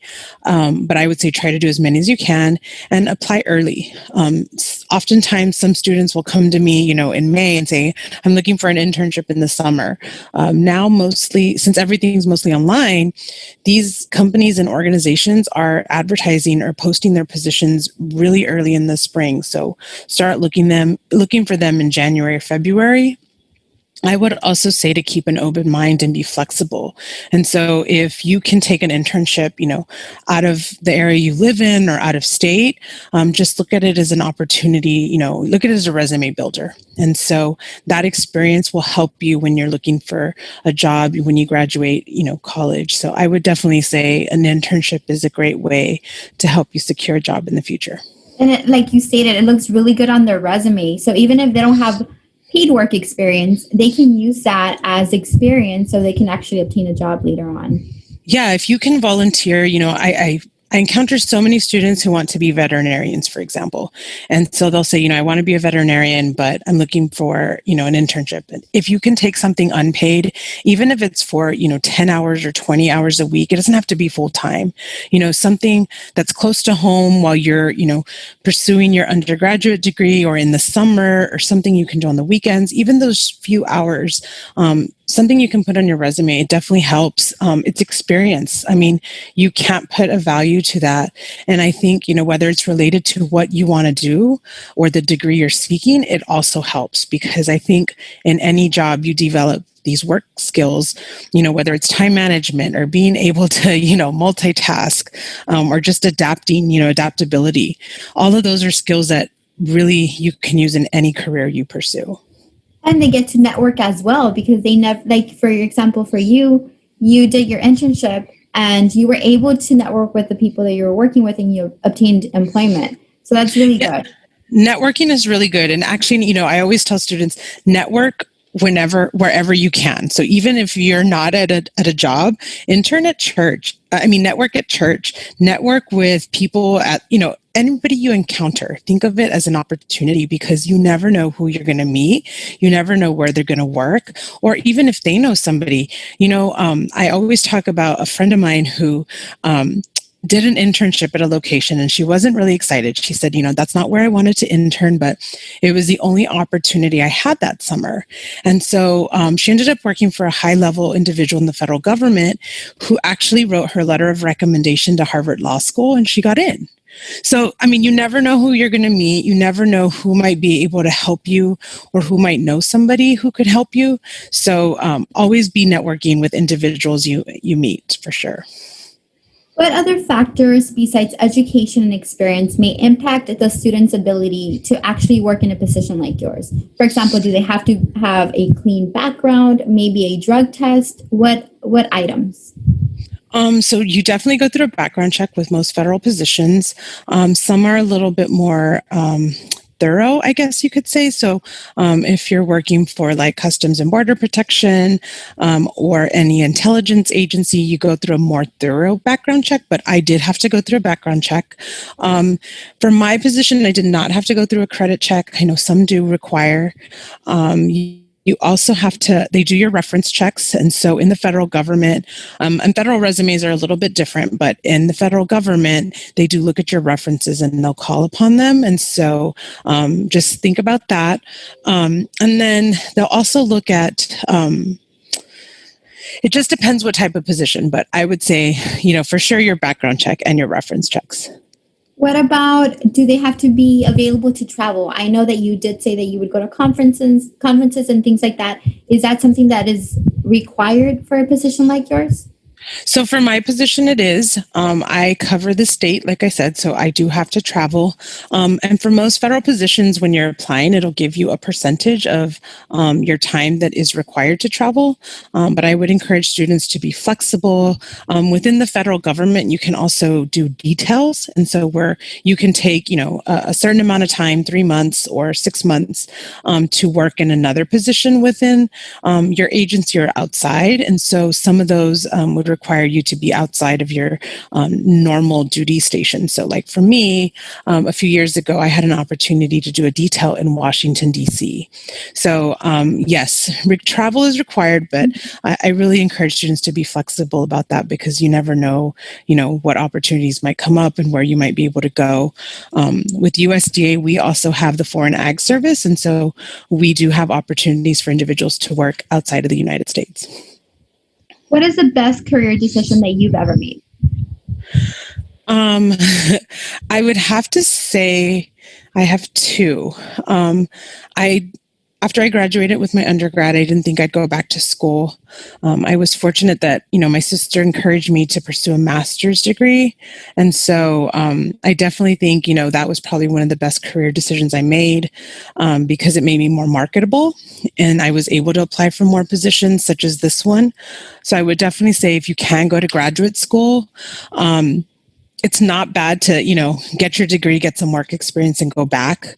I've seen students, continue right immediately after they get their undergrad. But I think you can do either, but I think it's a really good decision to make yourself, again, more marketable in the workplace. And then I think the second one would definitely be applying at USDA. Like I said, I never thought that I was going to work with Department of Agriculture. I had wanted to work for a nonprofit or hospital administration because of my background or my undergrad.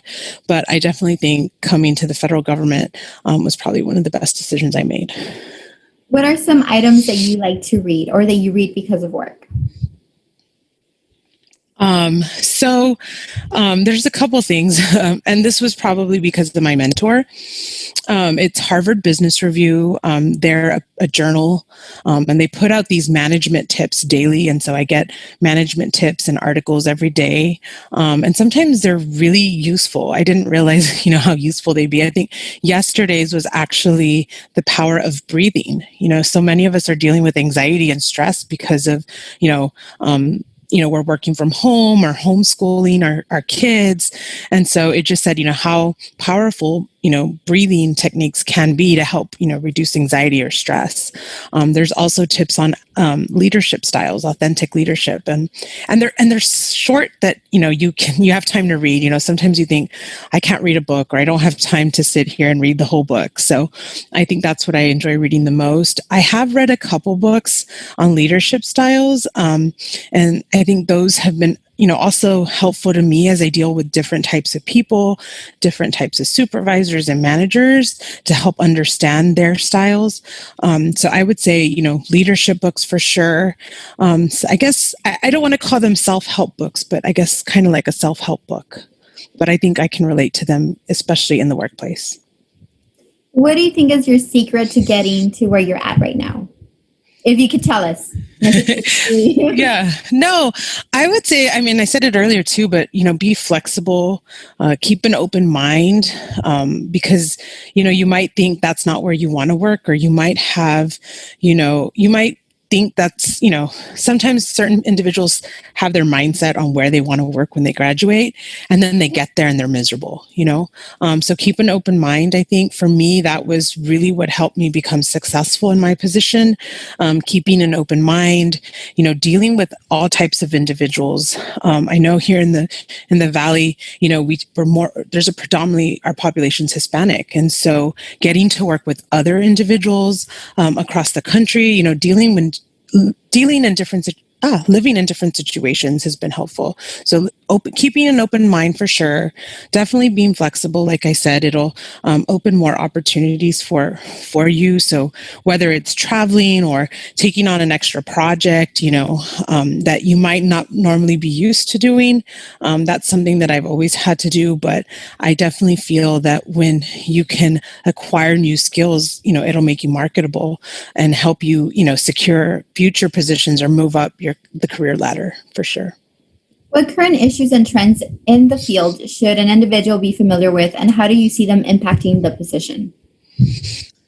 So with USDA, I think there's a lot of focus on the environment, natural resources, ensuring that we can feed the population. So ensuring that everyone has access to, safe and healthy foods. So I would say, rural areas in Texas, we have a lot of rural areas, and most of the time those rural areas are the ones that are producing or harvesting our foods. And so what issues are affecting rural areas, I would say are also important. But anything in the realm of, food and nutrition, natural resources would be important for USDA. Thinking back on your first job, how did it play a role in developing the person that you are right now when it comes to the skills? So my first job, I worked a lot with community health educators, or outreach workers, what we call as promotoras. And so I think just working with outreach workers in general. I mean, that's what I do now. I do outreach on USDA programs and opportunities. And so I think that experience in working with people who serve our community helped me. It definitely helped me, get my job right after that. And I've been fortunate in the senses that I've always been approached, to apply for my next job. But I definitely think it was that experience in outreach from my first position that helped me. Ms. De La Garza, thank you again for taking the time to complete this interview. The information was extremely valuable, and it's going to impact a lot of students. It's a lot of information that they may have not known about. I know that it happened to me, so I know it's going to happen with students.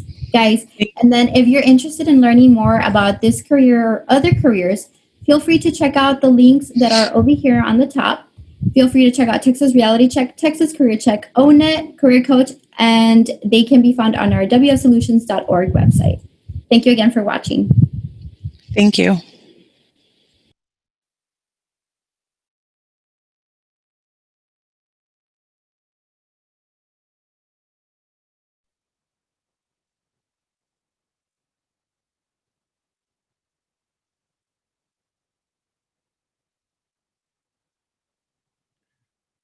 So thank you to Ms. De La Garza from USDA. And again, thank you to all of you for joining us this morning. That concludes our employer interviews. We're looking forward to having Mr. White, who will be joining us shortly, as I am working on getting him access. Mr. White, I know you can hear me, so give me a moment here while I get you access.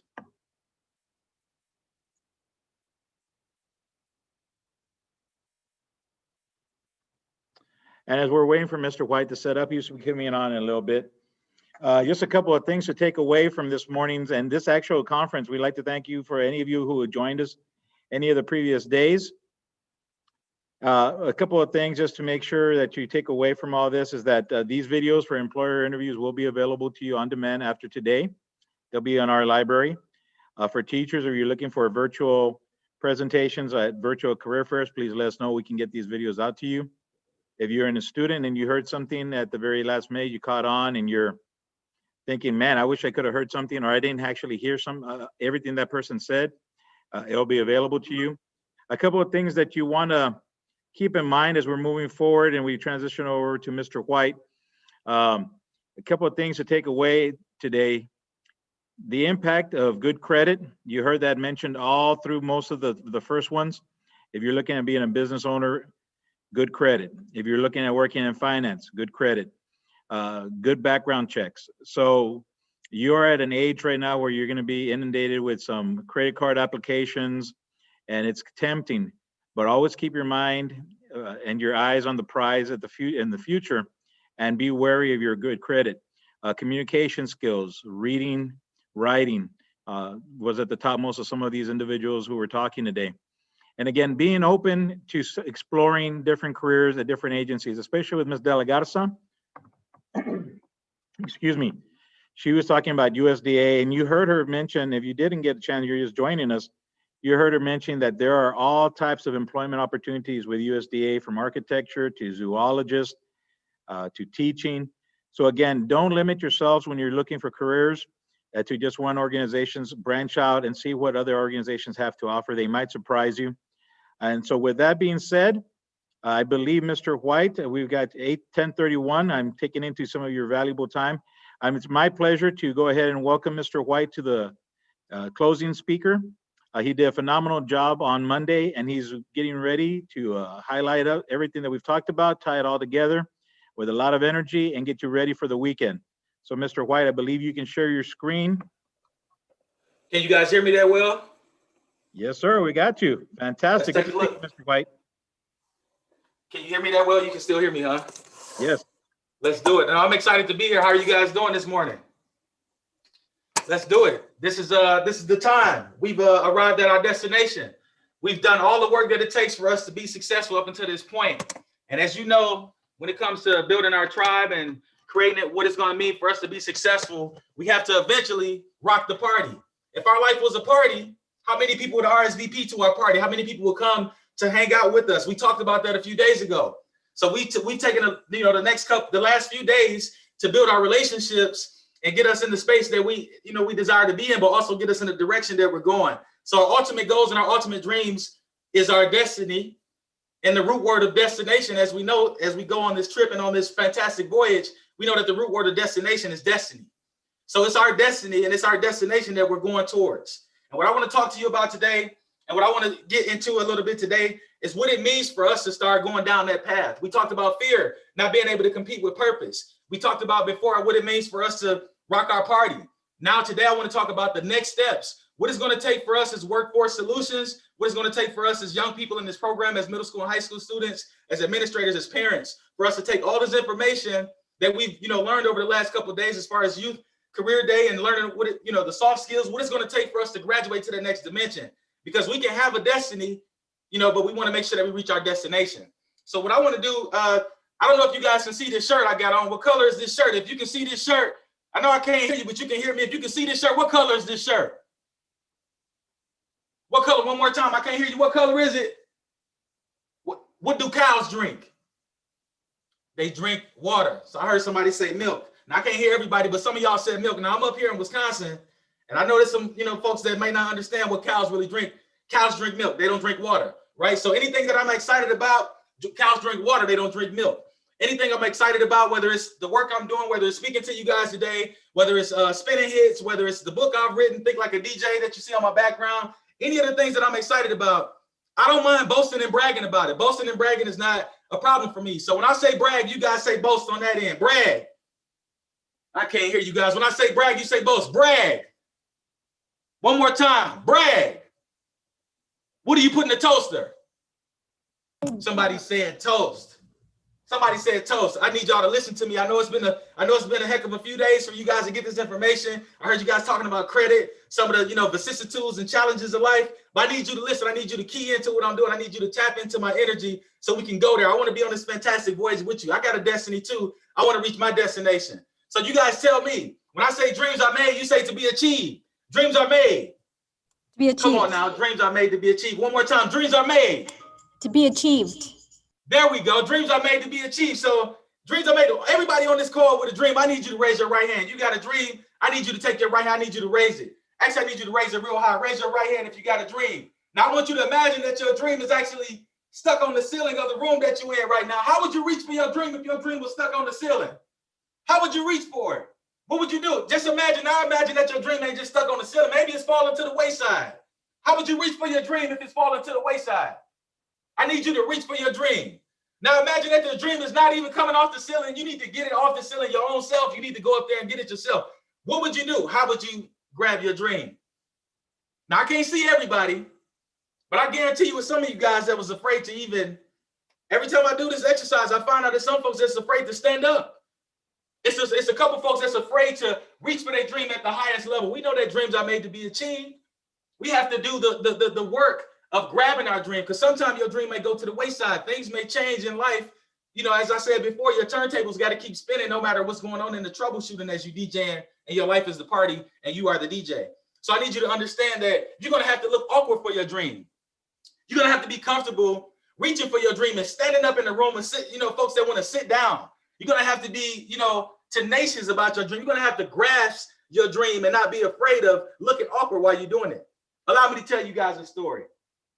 Let me tell you about what it means to get into that thing and to get that dream thing going. I'm going to tell you a story. And I want to talk about Like I said before, fear cannot compete with purpose. But today I want to talk about 3 other important things, because the reality is you guys are building a pyramid of success. We need you guys to be comfortable looking awkward as you build that pyramid. You need to build a pyramid that's going to last like the pyramids of Giza for the next 4,000 years. How will you impact your own family name? How will you impact your community? How will you impact your region of the country for the next 4,000 years? That's what I'm here to talk about today. What we can do to make that dream a reality, to take that abstract idea and take it from an abstract realm, as I mentioned before, take our candlelight and form that candlelight into a light bulb so that we can change and illuminate our lives for the next 4,000 years. What are you prepared to do? You have everything it takes to succeed. You have all of the tools that it takes to succeed that you guys have been talking about over the last couple of days. Now it's time for you to put that dream and put that thing into action and get on the road to success. And we need you to start filling your dance floor so you can eventually rock your party. So what does that all mean? What does that all mean, Martinez? How do we get into the space where we can make this thing work for us? How can we spin our poverty into prosperity? How can we draw our dream nearer? What we have to do is focus on 3 particular things. When we're reaching that apex and we're building that pyramid of success and we want to put that final brick atop that pyramid of success, I want to tell you about how to do that. So if you want me to go deeper, because I won't go there if you don't want me to go there. If you want me to go deeper, say go deeper. You're sitting there at your house, you're chilling, you're listening to this. If you want me to go deeper, say go deeper. Go deeper. There we go. We're going deeper. Let's go deeper. So let's roll with it. Life is all about shifting and changing and continuing to spin our record. If we got that turntable and it's continuing to spin on our turntable of life, we want to continue to rock the party eventually, but we first got to fill our dance floor. We have to network and get people on our side so that we can fill the dance floor. So what that means in three particular words that I want to talk about today, when we're atop that apex of success, all I want to do is add 3 more pillars atop that apex of success. I want us to understand that we have to be accountable. We want to add accountability. We want to add intentionality, and we want to be able to build a tribe. Accountability, intentionality, and building a tribe. Accountability. What does it mean to be accountable from your side of the table? What does it mean for you? You've heard that word before. I'm sure you've heard it over the last couple of days. Be accountable for your actions. Be accountable. What is accountability to you? What does it mean to you? What is that word? See, for me, accountability is very simple. If I take the word accountability and now, actually etymologically, if I break the word down, accountability is the ability to account. It's the ability to know what's in my bank. How many of you guys check your bank account 2 or 3 times a day? How many of you guys go on your phone, look at your app, look at your investment portfolio, look at your savings account, your checking account, you look at your phone, you check and you look and you see, what's my balance? You've been accountable for, you have the ability and you are being accountable for what's in your bank. But oftentimes we as young people, what we do is we don't focus on our own bank.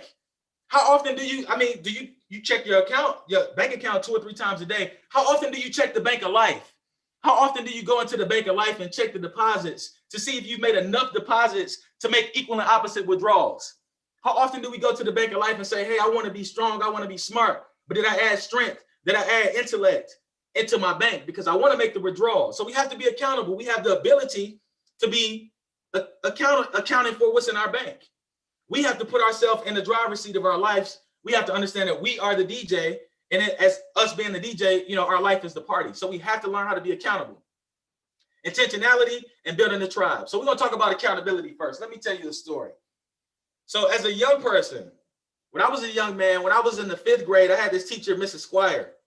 Miss Squire, Robin Squire, amazing woman, did all kinds of things for me. Took me out of the inner city of Milwaukee, Wisconsin, one of the most segregated cities in our country, with one of the biggest education gaps in our nation. Miss Squire took me and she took me to a farm out of the city, a city boy on the farm. I was hanging out. I was looking at donkeys. I was hanging out with chickens and doing all of the fun things that you do. A ride on a hay ride, hanging out, having a good time as a young person. What I did with her was I would be comfortable being awkward. The reason I got a chance to go to that farm and experience life outside of my comfort zone and learn about new people, new ideas, and new things is because I was accountable. I had the ability to account for myself. I would be comfortable looking awkward. I would be comfortable reaching for my dream and standing up out of my chair if my dream was stuck on the ceiling and it was not coming towards me. I would be comfortable with that. So I would do weird things. I would go to Miss Squire's Saturday morning class. I would go to school on the weekend. Other kids and other students would be up hanging out, going outside, playing with their friends, and look at old Martinez walking to school on a Saturday. Didn't the boy get enough Monday through Friday? Didn't he get enough on Thursday? Wasn't those homework assignments, wasn't that too much for him? Not for me. My dream is never too much for me. Your dream should never be too much for you. So what we have to do is be accountable, look awkward, be comfortable looking awkward, be comfortable being talked about, be comfortable, because you know what? We have a destiny to reach. I have a destination, and you're not going to stop me on my road to success. So I was comfortable being accountable. I would go to school on Saturdays, go to the program called Molly's Friends. Miss Squire had a black Labrador named Molly. I would go and hang out with Molly's friends, I tell you. I would go and hang out and, see, any animal that she would bring in from the local humane society. She bringing cockatoos, I'm there. She bringing in big bad turtles, and she bringing in different kinds of birds and toucans and things of the sort. Where was Martinez on a Saturday morning? I was being accountable for myself. I was comfortable being awkward. I was reaching for my dream. I would go to school on a Saturday. I would hang out. I would do the things that's important to me as a young kid. I didn't necessarily know in the 5th grade and the 4th grade the exact, direction that I was, the exact destination, I should say. But I knew my direction. I knew I wanted to go in the direction of my dream. So I would do awkward things. I knew that education for me was going to be a saving grace. My mom was a single mom of 6 children. She got 5 boys. She's got my sister. And it was up to me to create success for my family. As a first-generation college student and a college graduate, I can say that because I went to college, because I went to school on a Saturday and I prepared myself academically for success, that my younger brother and my younger sister, they did the same thing behind me. I was first in my family to do this thing. You may be first in your family to do the thing that you're doing today. You may be the first in your family to be a part of Workforce Solutions. Be comfortable looking awkward. Be comfortable accounting and having the ability to account for your own actions. You may have to do a couple things on the weekend. You may have to study a little bit harder for your standardized testing. You may have to take a couple hours away from the TV or away from the internet or away from your friends and look a little awkward to build yourself into the success that you know that you desire to be. That was myself. I was being accountable for myself. That's what you guys have to do. We have to put ourselves in a position to succeed because we have this new information. I guarantee you that for each one of you guys on this call, for each one of you young folks, each one of you parents, each one of you administrators and educational leaders on this call, there are 15 other people you can name that are not on this call. You're aligning yourself with the desires of your heart. You're aligning yourself with the dreams that you have built, but you have to continue after today. We cannot stop here. We cannot land our plane here. This is not our airport. This is a layover. So we're going to get to where we're going to go eventually, but it's time for you guys to go into the airport of opportunity and understand that you need to land your plane safely. We don't want to stop here. We don't want to park here. We want to acknowledge where we are, but we want to continue to be accountable for our actions and continue after, everything we've learned over the last couple of days. We want to push ourselves to be a little awkward and be accountable and look in our bank of life and make more deposits. So on the back end, we can make those withdrawals that we all know that you desire. And for every one of you, there are 15, 20 other people that are not here. You are important. You are a part of the select class that's going to graduate and help other folks get into their level of success. That doesn't make you different from them. That doesn't make you better than them. It doesn't make you necessarily special or unique. What it does is it puts you in a space of responsibility. What is responsibility? It's the ability to respond. You need the ability to respond to all of the world's challenges, and you're the generation that's going to help push us forward. And you have to understand that being accountable is what's going to help us get there. I think that young people, I find that young people typically, we think of ourselves as someone in the future. We think of ourselves as, okay, Martinez at 60 or Martinez at 40 or Martinez at 70 years old. I'm going to be successful then. That's when I'm going to make it. We position ourselves in a futuristic state and we don't dive into who we are today. We think of ourselves, oh, Martinez, I'll be successful in 20 years or 50 years. Or if you're a young person, you're a middle school student, maybe I'll be successful when I get to college. If you're a high school student, maybe I'll be successful when I get my first job out of college. You may be an administrator, you may be thinking I'll be successful XYZ. The time is now. The reality is that we have to be intentional about anything that we're going to do. You already are who you desire to be. I was an author 2 years ago when I started writing my book. I was a DJ 15 years ago when I started DJing and I had no equipment. I was still a DJ. You guys are still the scientists. You guys are still the physical therapists. You guys are still the carpenters, the engineers. You guys are still all of those things, the doctors, the lawyers, the nurses, the EMTs. You guys are all of those things. You are already that. It's up to you to manifest that. It's up to you to grab your dream wherever it is. I need you to reach out into the universe and grab your dream. It's up to you with all of the skills that you have to be intentional about where you want to go next. Because I think we think of ourselves as somebody in the future. And the reality is the only time that we currently have is right now. It's not in the future. It's not yesterday. It's not what I did last week. It's not what I'm going to do a year from now or 2 years from now. It's right now. It's in this moment right now. You have to make a choice. You have to decide on where you want to be, why you want to be there, and then we have to do the actionable items and actionable steps to manifest that. And as I said before, fear cannot compete with purpose. We have to take our candlelight and transform it into a light bulb that's going to illuminate our life for the next 4,000 years. Let me talk about intentionality. So I remember when I was in college, I had a big appointment and I had to get dressed. I had to, look the part, and I thought I looked outstanding and I smelled amazing. I thought I looked splendid and I smelled excellent. But I was standing on the bus stop and it was in the winter in Wisconsin. And as you know, we have long winters, and a bus rolled past and the bus kicked up all this slush. You see, I'm still emotional about it today. I was salty, baby. I was upset. Kicked this slush all up on my suit as I was on my way to my destination. As I was getting there, I was in the mix and the troubleshooting was happening. Things were happening, and I had to learn how to continue to ride the wave, continue to feel the beat, continue to spin hits so I can feel my dance floor so I can ultimately rock my party. That thing happened to me one time. I may have thought about that 10 times throughout that day. I'm still talking about it. Years later, 10 years later, I'm still talking about that day when I was on my way. That thing happened to me one time.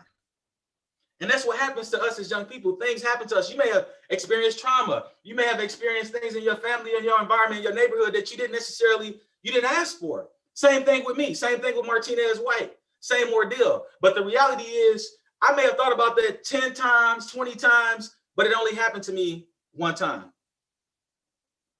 It only happened to me once where the slush was pushed up on my suit. That's what happens to us as young people. We have to realize that not, everything in the past or everything in the future is what's most important. It's what's happening right now. Because as I think about it, I'm even experiencing in the moment what I experienced 10 years ago because I'm speaking it into existence.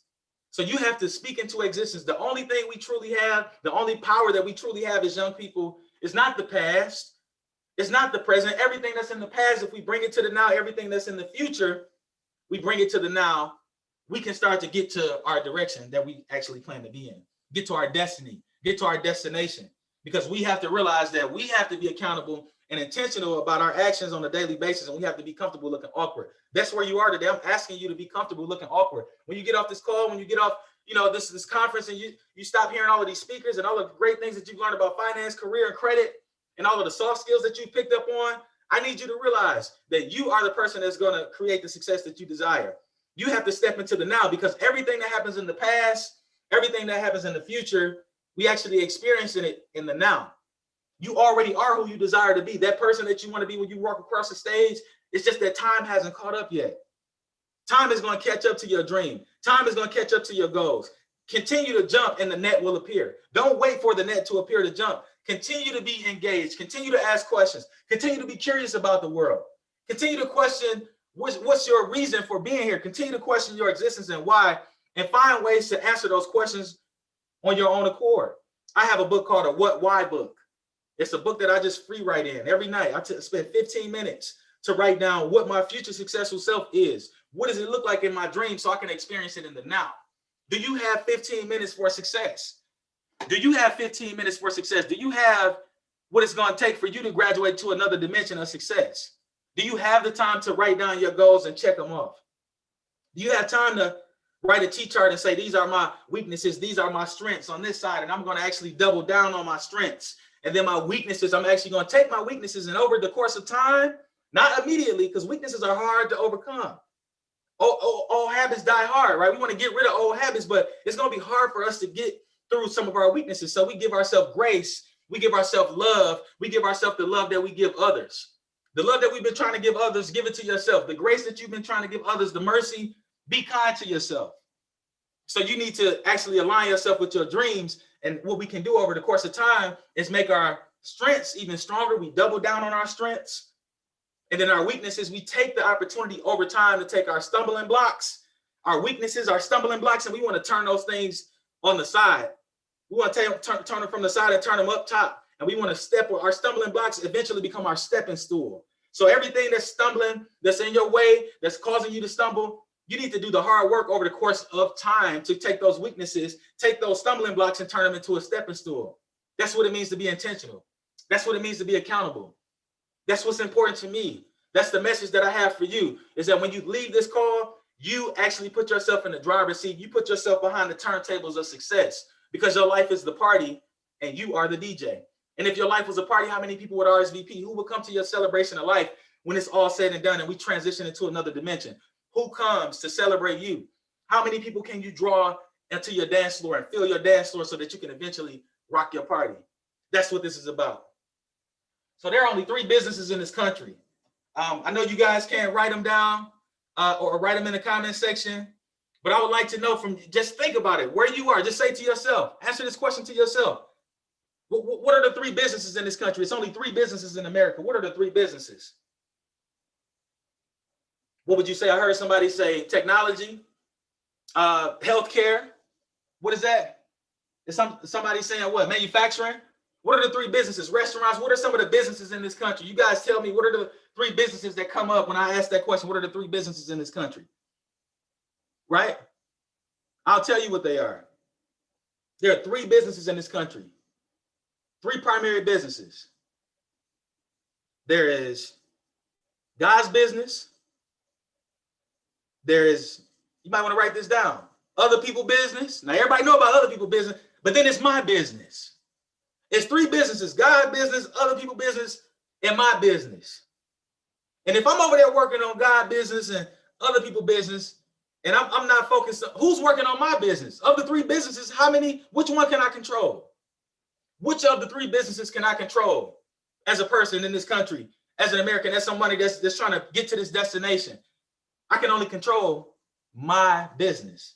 Other people's business, internet, Instagram, Facebook, Snap, Twitter, all of those apps, TikTok, that's other people's business. That's what's going on out in the realm of society. That's other people's business. God's business. I'm Martinez. I'm born a Black male in this country. I don't think I can do well in this country because of my identity. I may be a younger person that's just now coming out and discovering my sexuality and who I am as a younger person. I may be lesbian, gay, transgender, LGBTQ. I may just be curious. I don't know. I may be a person that's just a woman. I may be thinking, oh, just being a woman is going to make it harder for me to get to my level of success. Or I may feel like my family, like in my case, nobody in my family ever went to college before. That's God's business. That's other stuff. That's identity. That's how I'm made. That's how I'm built. I can't argue and I can't debate with my identity and God's business. What can I control? Only my business. I can only control my business. My business is what's in my realm of influence, in my circle of influence. That's what I want us to understand, that we as young people, we have to focus on our business. So I need you, when you get off this call, I need you to take 15 minutes. Do you have 15 minutes to be successful? I need you to take 15 minutes. If you can, every night, before you retire to bed, I need you to take 15 minutes to believe and actually start to build on and conceive and then receive the goals of your heart and the desires of your heart. Only you know what they are. That's what's in my what and why book. That's how I be accountable, intentional. And I actually start to build a tribe around my business. I build a dream circle around my business. Your dream circle are composed of the folks that really believe in you, that believe in your dream, that believe that you can reach that level of success. Who do I need to fold in? Who do I need to fold out? It used to be an old song. Get some folks on the call that know that say you gotta know when to hold them. You gotta know when to fold them, right? You gotta know when to hold people in your life. You gotta know when to fold them out. You gotta know when to include them in your dream circle. You gotta know when to X them out of your dream circle. You have to know. You have to be in tune with yourself. Awareness and self-awareness is our biggest gift as human beings. Being aware of who I am, what's important to me, what are my goals, what are the things that are important to me is going to help me become more accountable, more intentional. And building a tribe around my business is going to help me become the highest version of myself. So when we're in this space and we leave this space, I want you guys to remember that you are the DJ and your life is the party. And I need you to think like a DJ.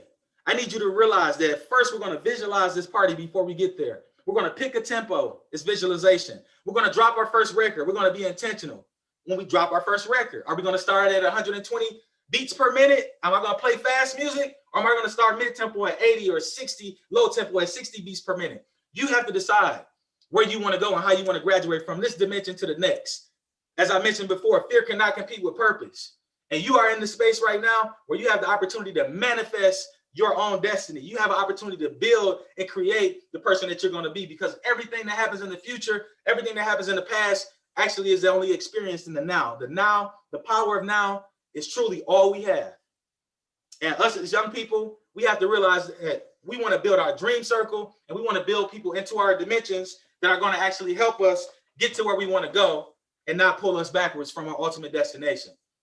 That's what I want to talk to you guys about today. And I wanted to just show you what it means for you to pick a tempo, feel the dance floor, and rock the party before you get off the call. Ladies and gentlemen, I'm yours truly, Martinez White. M like money, white like the White House. M White, DJ M White. And what that means to me is I'm running for president. And guess what? I'm running for president of me, like you need to be running for president of you. I need you to win your campaign, because by the looks of things, I'm winning mine. Rock with me, ladies and gentlemen.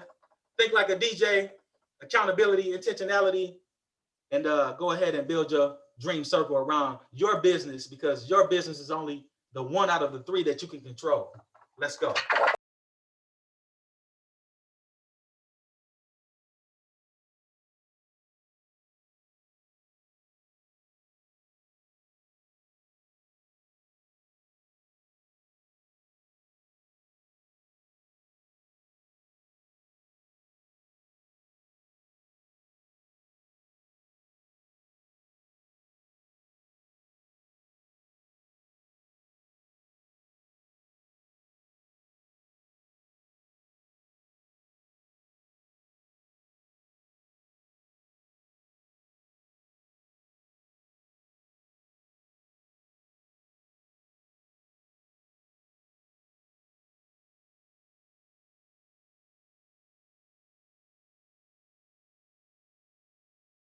Let me throw my headphones on. Show up to the party of life with your headphones. Be intentional. Be accountable. Build your dream circle. Be prepared. Show up to the test with your utensils. Show up to your party with your headphones.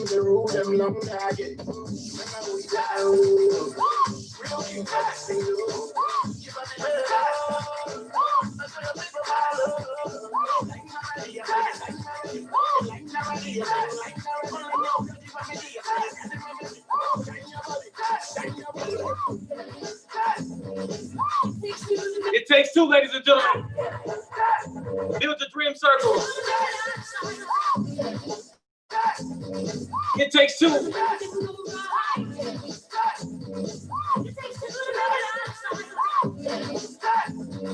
I wanna rock right now. I'm Rob Bates and I came to get down. I'm not internationally known, but I'm known to rock the microphone because I just feel me not raises. Stay away from me, it's contagious, cause I'm the man. A loser to be an MC. I choose a lady. Johnny me girls adore me. I'm not even the one who never saw me like Johnny made that cause you don't need no clothes. There we are, ladies and gentlemen. I'm yours truly, DJ M White. If you're trying to go up into the high fashion, into another dimension of success, if you want to elevate and ascend, I need you to understand that accountability, intentionality, and your dream circle is going to help you get there. Let's go. If we having the beans, is that okay? Is it okay if I call you my pride? I ain't no player, I just got a lot of faith. But let me tell you, I like you a lot, babe. I want to start at the top of. Ladies and gentlemen, that's been my time. I'm excited for you. I believe in you. Dreams are made to be achieved, not to sit on the shelf. If you have a dream and it's stuck on the ceiling, I need you to stand up. I need you to grab it. I need you to look awkward. I need you to be comfortable going into the dimensions that you desire. Everything that happens in the past, everything that happens in the future, your future successful self, you already are that person today. I need you to manifest it and extract it. Thank you for your time. Find me on IG at DJMWhite, MartinezWhite.com. I would love to hear more from you. Blessings. Thank you, Mr. White. Appreciate all that energy. If any of us were slacking for the weekend, you got us going. I love that. Thank you again for being with us today and talking to our kids and their parents, bringing that motivational speech and all the important things. Now it's time for them to go out, create the success they desire, control their business, work on those three things: accountability, intentionality, the dream circle. Get up and reach for those dreams. Great messages, Mr. White. We greatly appreciate it. Thank you for the energy. Love that music, man. Keep it going. Let's keep it going. Thank you, Mr. Gutierrez. I'll You have a catch you good one. guys. I'll see you on the other side of success.